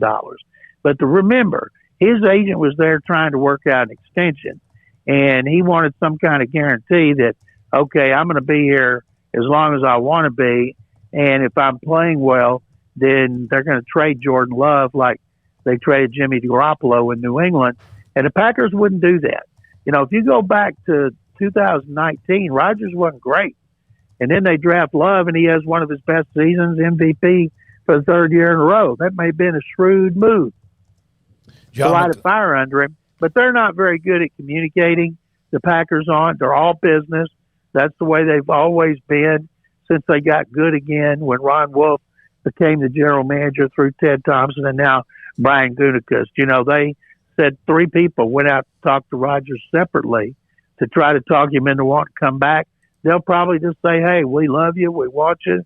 If you want to retire, it's up to you. And I don't see I do not see Aaron Rodgers walking away from the game at 37 playing as well as he's playing. Yeah, no question about it. John, thank you very much. Sorry we cut into your time today. That's all right. My pleasure, guys. Thank you. And pick up. Yes, sir. John McClain with the Houston Chronicle. So much today that we tried to bring your way, and we'll wrap all that up in a moment. But time for Paul and his 5 at 5:55. This is Paul Catalina's Top 5 at 5:55. All right, normally I save this kind of stuff for Friday, but May the 4th falls on what day it does, and it's Star Wars Day. Oh, God. I know you'd roll your eyes, but I went to the committee, Smokey, the Top 5 committee, and I was voted into this one. Yep. I was voted. Armstrong and Jack had strong opinions, and look, they're over there, with our lives in their hands. What do you want me to do? On the Top 5 at 5:55. Brought to you by Slapsticks Comedy Club, by the way. Another improv show coming your way on May the 29th at Rogue Media Network. We're going to do another one. The one we did on Saturday was just absolutely fantastic. So continue to follow Slapsticks and all the things that we're going to have going on until the legit location opens off Highway 84 here in the summertime. But top 5 Star Wars movies / shows, because the universe has expanded, and Smokey has no opinion on any of these. Nor do I, quite frankly. I am not a huge Star Wars guy, but I'm interested by this. Is this attached to Indiana Jones and what Harrison Ford? Yeah. Well, I mean, Harrison Ford was in the Star Wars movies, and he's also Indiana Jones. I'm maybe a little. They're making a new Indiana Jones movie. Same creators. Same creators, yeah. So maybe I'll know one of these. You probably won't. Number 5. Episode 6, Return of the Jedi. There you go. There's Harrison Ford right there. There he is. One of America's finest actors. Whatever numbers you have next to whatever movies, it's okay. Yeah, I know. You're not going to have much. But this was voted on by the committee. Number 4, Rogue One, A Star Wars Story. This movie is absolutely excellent. It's the best one of the new ones that they've done. Yeah. I think there's no question about it. Is that girl still alive? In real life or in the movie? In real life. Yeah, Felicity Jones, yes, she's alive and kicking. All right. I thought it was Fisher or something like that. Yeah, Carrie Fisher. No, Carrie Fisher is not alive. This movie came out like 3 years ago. Yeah, Carrie Fisher is not alive. She's unfortunately passed on. Okay. A very talented actor. Number 3, which you can watch on Disney Plus, the series The Mandalorian. It's absolutely excellent. It's the name of a hotel somewhere, right? Sure. What? Sure. That'd be a great name for a hotel. The Mandalorian. Yeah. I mean, doesn't sound that far off from Mandalay Bay. Yeah. Yeah. There you go. All right. Or a casino. Yeah. Yeah. My God. Great. All right. Number 2, the original Star Wars, A New Hope. What a boring damn name. Well, it's just called Star Wars, but that's the. I mean, like that's okay. you listen. It's just yeah. So it's just that was the one that was Star Wars, and number it's like 1, the name of a preacher's book or something like that. Well, I mean, look. Here's the thing. The whole thing about Star Wars is it's kind of the Force is its religion's greatest hits. So, like, if you look at the Force, like, you think about, like, all the different religions kind of in a melting pot. Who's that guy? That's Luke Skywalker. Okay. It's Luke You've heard of Luke Skywalker. Okay. I do know that name. Okay, I do remember. Yes. He played for the Nuggets. All right. And number 1, The Empire Strikes Back. Now, that's one. There you go. Yes. Yeah, that's the best one. So that's one. There's Darth Vader. Smokey, you've heard of Darth Vader. He is such a dude, man. He seems to be a guy you'd want to meet. He's such a dude. Armstrong, I agree. By the way, I agree. I sent you a text, and I should have sent it to the computer. I sent you a text of something that Disney has rolled out. They have made a working lightsaber, and I want you to listen. It's a 13-second video if you can get this up. It's going to take me about a minute. A saber? Like a lightsaber. Like one of the things in Star Wars, they have made, it's not like, a laser sword, but it like, you'll see when you see the video. They have got the patent on it. They're debuting it soon. They're going to make $300 off of every kid, and probably most adults that are Star Wars fans that walk into Disney World. $300? Yeah, I mean, whatever it's going to cost. And the LARPing community is going to just be. Yeah. Do you know what LARPing is, Smokey? LARPing, I'm afraid to ask. Oh, my gosh. LARPing is what's called live action role play. Oh, it's so good. And it's like the Civil War reenactments or anything like that. Or like they do like medieval battles. I've seen the Civil War reenactment. People die in that stuff, right? Yeah, but like a lot of times they do what would you call it? Medieval battles, Craig. You know, like stuff like that. There was a video of like a bunch of guys named Collen who like met in a field and did a LARP to see who the dominant Collen was, or something like that. It was a Josh fight. The Josh fight. All right, do you have it, Armstrong? Is LARPing like playing paintball? I mean, yes, but in theory, if you're replicating like the Battle of Little Bighorn or something, that's probably a bad example. But all right, here's the video. Here we go. Here's the video. Watch this. What they've Light, invented. darkness, a balance. Yeah, that is not a special effect. That is a real thing. That's a real thing that they've built. Light. Now. What about the saber? I mean, yeah, the saber, not the lady. But yeah, that's a real thing. Yeah, it's a real thing, Armstrong. What if some kid got a hold of that and put it right in their face? Would that? It's the same as getting struck by flashlight. It's plastic. I mean, is the beam plastic? Yeah, the beam's I plastic. thought you were saying that they've actually found out a way to do like the beam. And then I was going to say, well, I believe it's plastic because where did that plastic? Where did it come from? Inside the handle? Inside the handle. Yeah, that's amazing. I guess so. Yeah. Well, if it comes out like that, that's cool because they already have it to where it just lights up. Order me one. Order you one. How much they cost? Like $13.95. I have no idea. $13.95. So I know that you can for like $100 when you go to Disney World. You know, you go through the Star Wars thing, and you know, your kids can build their own. And so it was. We threw a perfect game, Jack and Armstrong and Craig and Paul, and I mentioned it through the fourth inning, and it happened. Yeah. Unbelievable. Thanks to Chris Sienko, Mechelle, Voepel, Monique, Billings, Rhule, Mack, Rhoades, David Helman, Doug Gottlieb, Donnie Nelson, John McClain, and the Mandalorian. We appreciate Jack and Armstrong, Craig and Paul. We'll be back at it tomorrow. Nicki Collen joins us tomorrow, like at 3. We'll hear from the new transfer to Baylor men's basketball. Also, Lane Garrison, part of the upcoming, he's helping produce and direct 12 Mighty Orphans. That's tomorrow. I'm David Smoak. Thank you so much for watching. Good night on Sic'Em365 Radio.